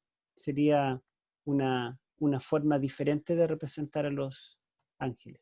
Me preguntan también acá si en Lucas podemos ver un doble cumplimiento de las 70 semanas. Yo diría que el único cumplimiento que tiene es las 70 semanas históricas, que comienzan con el decreto de Artajerjes, terminan con el año 34, pero lo que tenemos acá es una escatología realizada, es decir, algo que es previo al cumplimiento real. No sería segundo, porque segundo sería posterior, ¿verdad? Sino que esto es anterior. Es como una garantía anterior en Cristo de que se cumplirá el resto de la historia. También, digamos, Louis Weber de Australia y también Hansel Arundel, que son teólogos nuestros, escribieron bastante acerca del cumplimiento cristológico y el cumplimiento eclesiológico. Ellos demuestran que las profecías del Antiguo Testamento se cumplen a través de la historia de la iglesia. O sea, la iglesia es el Israel espiritual. Y las profecías anunciadas a Israel, que no se cumplieron con ellos, se cumplirán en la iglesia. Pero ellos también dicen que previo a esto, las profecías todas tuvieron un cumplimiento cristológico. Por ejemplo, cuando dice Oseas 11:2, de Egipto llamé a mi hijo, la palabra hijo se refiere al pueblo judío, así como Dios sacó al pueblo de Dios de Egipto, pero Mateo lo aplica a Jesucristo cuando huye a Egipto. ¿Se acuerdan José, el sueño, Herodes manda a matar a los bebés?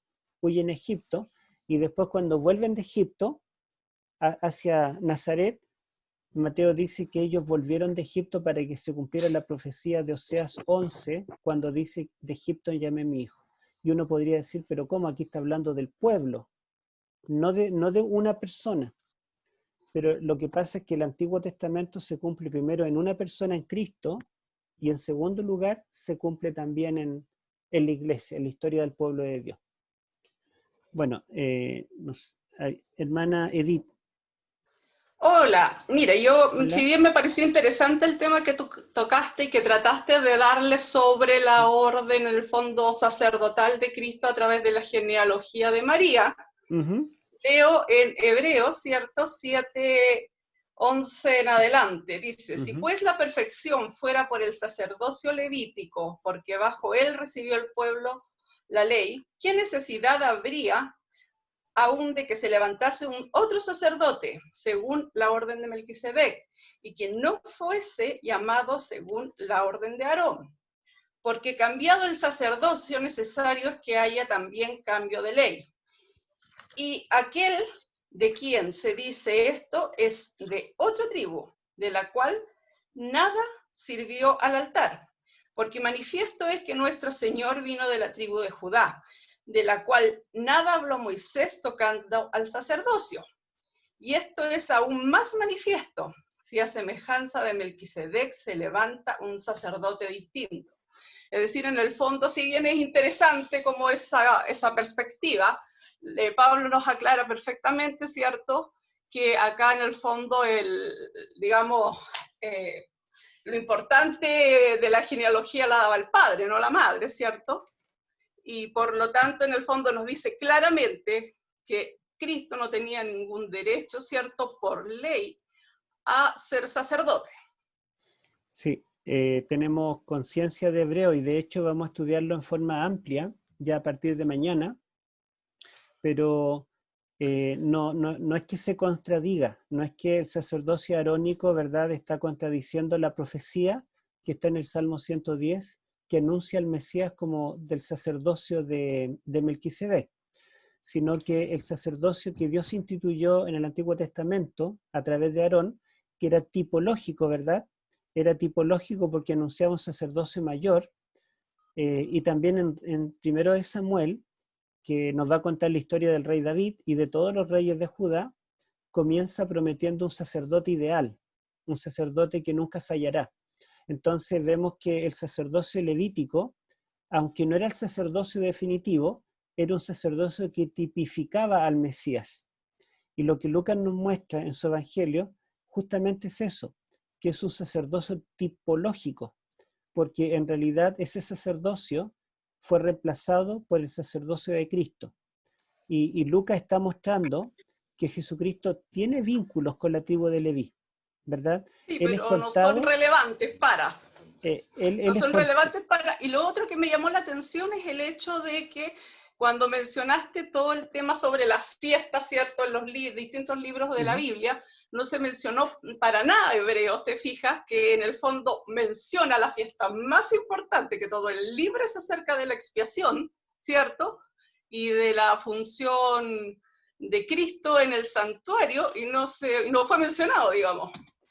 Sí, porque como dije, vamos a dedicar 2 semanas solo al Nuevo Testamento. Entonces el libro de Hebreos merece más detención. Y el día de la expiación es lo que nosotros creemos que es lo más importante, por lo tanto debemos dedicarle más tiempo. Así que por ahora introdujimos el tema del santuario, lo que los evangelios nos están revelando. Y yo, por ejemplo, en Lucas, no veo el sacerdocio de Melquisedec anunciado en forma implícita. Así que no puedo decir algo que no está en Lucas. Eso lo voy a encontrar en Hebreos. Jesucristo es el sacerdote que estaba anunciado por el sacerdocio levítico, que era solo una sombra.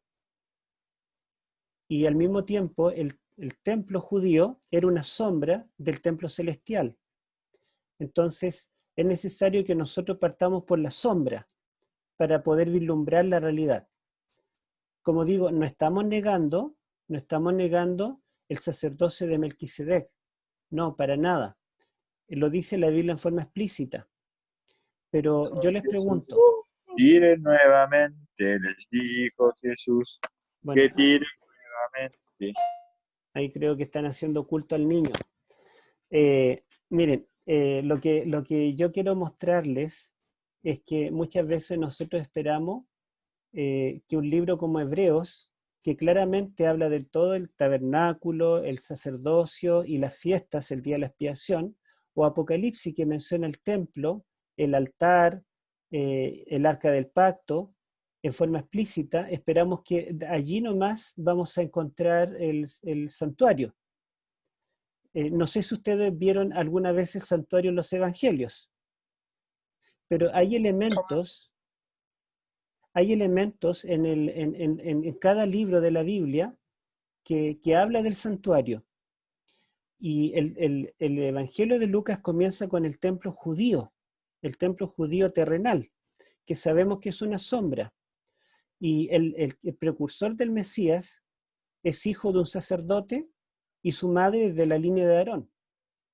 Entonces eso es un detalle que está resaltando el Evangelio, porque eso no lo cuentan los demás evangelios. Si Lucas no lo dice, si en el capítulo 1 de Lucas nosotros no tenemos idea de la descendencia de Juan el Bautista.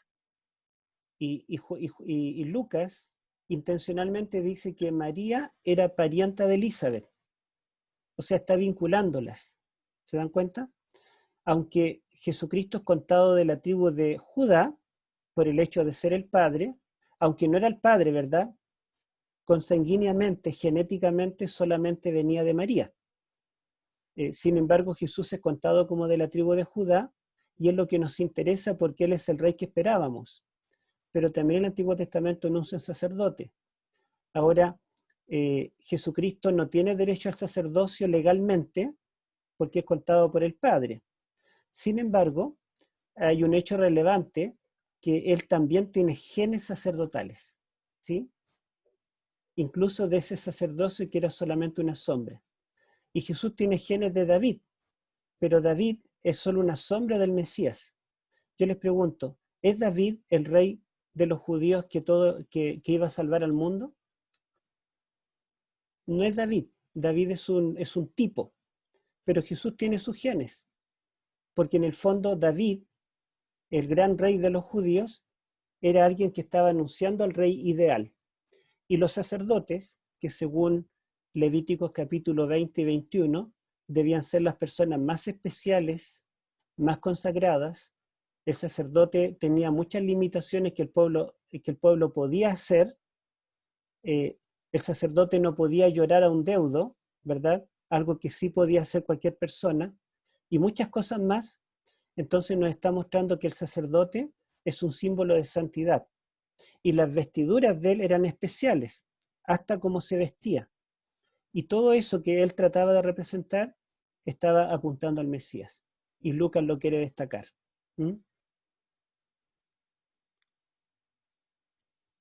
Hermano Silvano.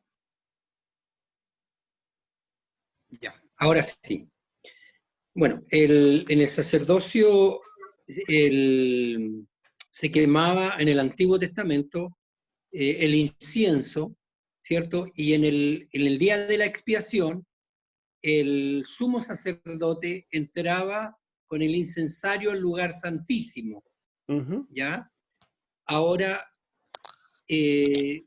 todos los días se quemaba incienso, en la mañana y en la tarde.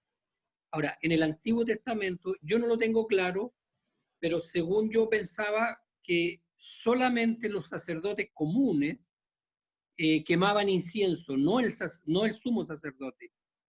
Que el sumo sacerdote entraba solo una vez al año. No es que sea así, es lo que yo pensaba. Ya, bueno, ¿Qué acá, realidad hay en eso? mire, elija cuál de los alumnos del seminario pasado le dé la respuesta, porque todos lo tienen muy claro. Los que estuvieron en el seminario del antiguo. Bueno, para no hablar tanto lo voy a decir yo, pero busquemos Éxodo capítulo 30, donde está el altar del incienso.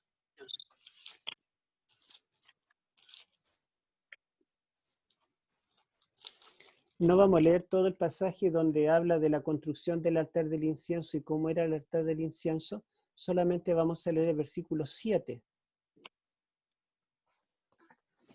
7 al 8 leamos. Éxodo 30, 7 y 8. Usted mismo, ¿Sí? hermano Silvano. Ya. Y Aarón quemaba incienso aromático sobre él. No dice quemaba, dice quemará. Quemará, perdón. Sí. Y Aarón quemará incienso aromático sobre él. Cada mañana, cuando aderezare las lámparas, lo quemará. Y cuando Aarón encienda las lámparas al anochecer, quemará el incienso sobre él. Sobre él. Incienso perpetuo delante de Jehová por vuestras generaciones. Ya. Correcto. ¿Quién era el que quemaba el incienso todos los días, mañana y tarde en el lugar santo? El sumo Aarón, sacerdote. el sumo sacerdote, ¿verdad? Okay. Sí, eso es lo que se llamaba el ministerio continuo. Y ahí entendemos por qué el cuerno pequeño le quita a Cristo el continuo y en lugar del santuario celestial lo echa por tierra. ¿Alguien más quiere...? Muchísimas gracias. Sí, por nada, hermano. No sé si alguien tiene algo más que decir, alguna opinión. Si no, no están obligados a decir, ¿verdad? Yo tengo Vamos a una ver la hora. pregunta. ¿Sí? La verdad es que no entendí lo de los 490 días que aparecían ahí, de las 9 semanas de Elizabeth, las 6 semanas de María y los 40 días hasta que fue presentado Jesús por Zacarías en el templo. ¿Con qué relacionaba eso? Obviamente con las 70 semanas de Daniel, pero no entendí por qué se presentó eso. Ya, bueno, Daniel, si ustedes recuerdan, los capítulos 8 y 9, y quizás no todos lo sepan, pero los capítulos 8 y 9 en realidad están entrelazados. Perdón, en el capítulo 8 dice que aparece el ángel Gabriel para explicarle la visión. Y cuando llega a los 2300 tarde y mañana, que el santuario será purificado, Gabriel no le explicó esa parte. Entonces, pasaron algunos años y Daniel no entendió, y no entendía esa parte. Entonces, en el capítulo 9 le está orando y dice que aparece el varón Gabriel, el mismo que había visto en la visión del capítulo 8. y curiosamente aparece en la hora del sacrificio de la tarde, que fue la hora en que Cristo expiró en la cruz. Entonces, él está orando y dice: Señor, así como tuvimos un éxodo, que tú nos sacaste de Egipto, libéranos ahora de Babilonia. Y es interesante que el éxodo fue el día 14 del mes primero, que es el día también que Cristo muere en la cruz.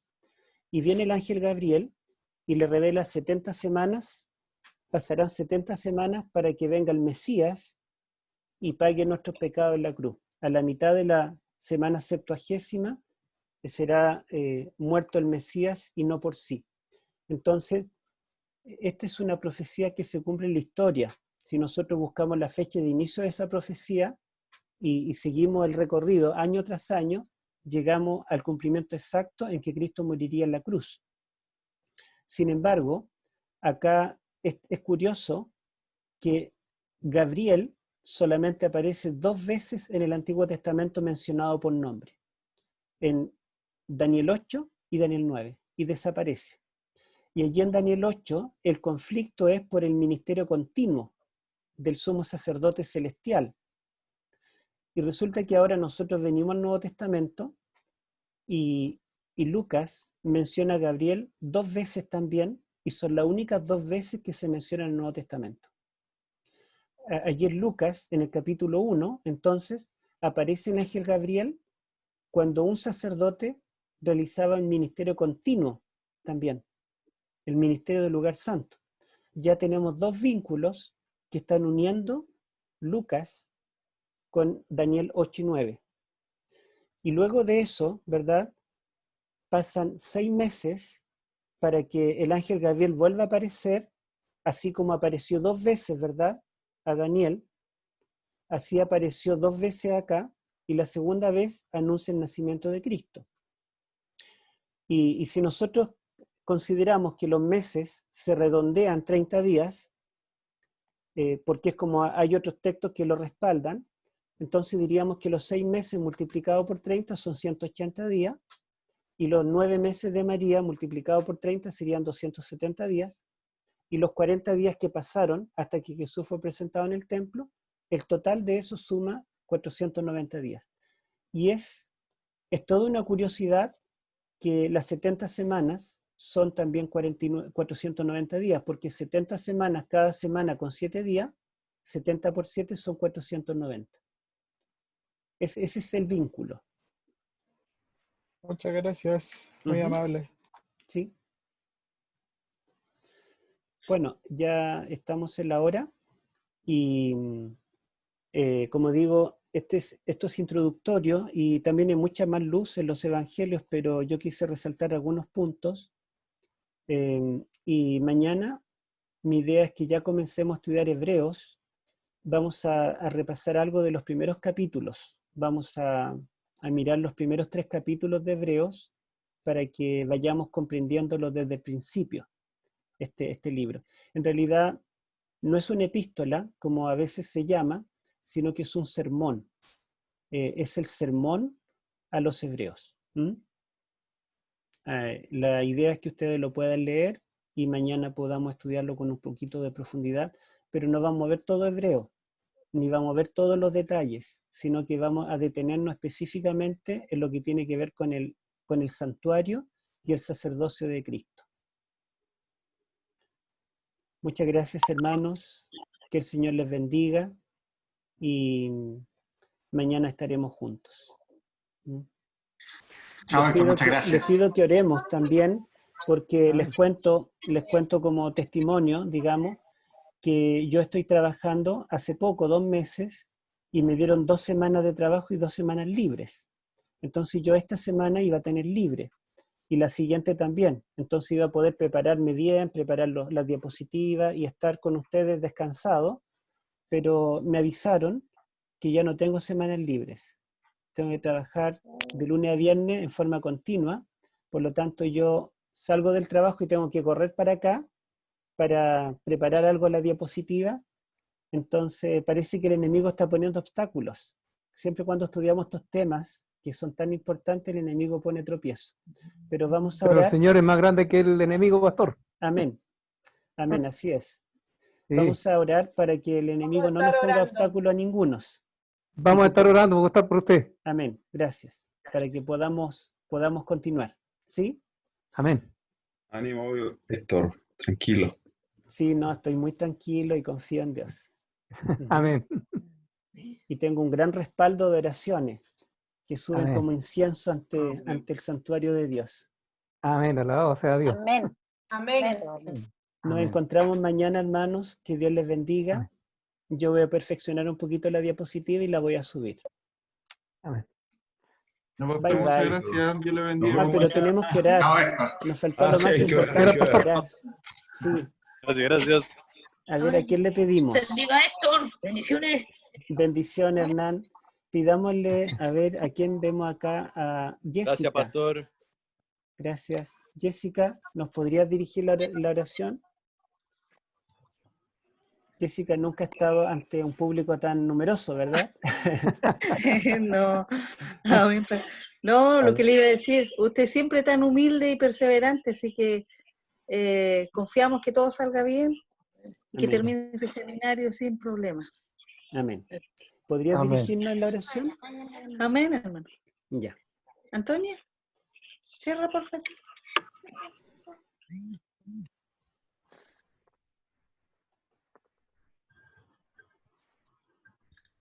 Padre nuestro que está en los cielos, les damos las gracias, Señor, una vez más, porque usted nos ha cuidado, porque usted nos ha protegido y nos tiene dentro de nuestras casas, Señor.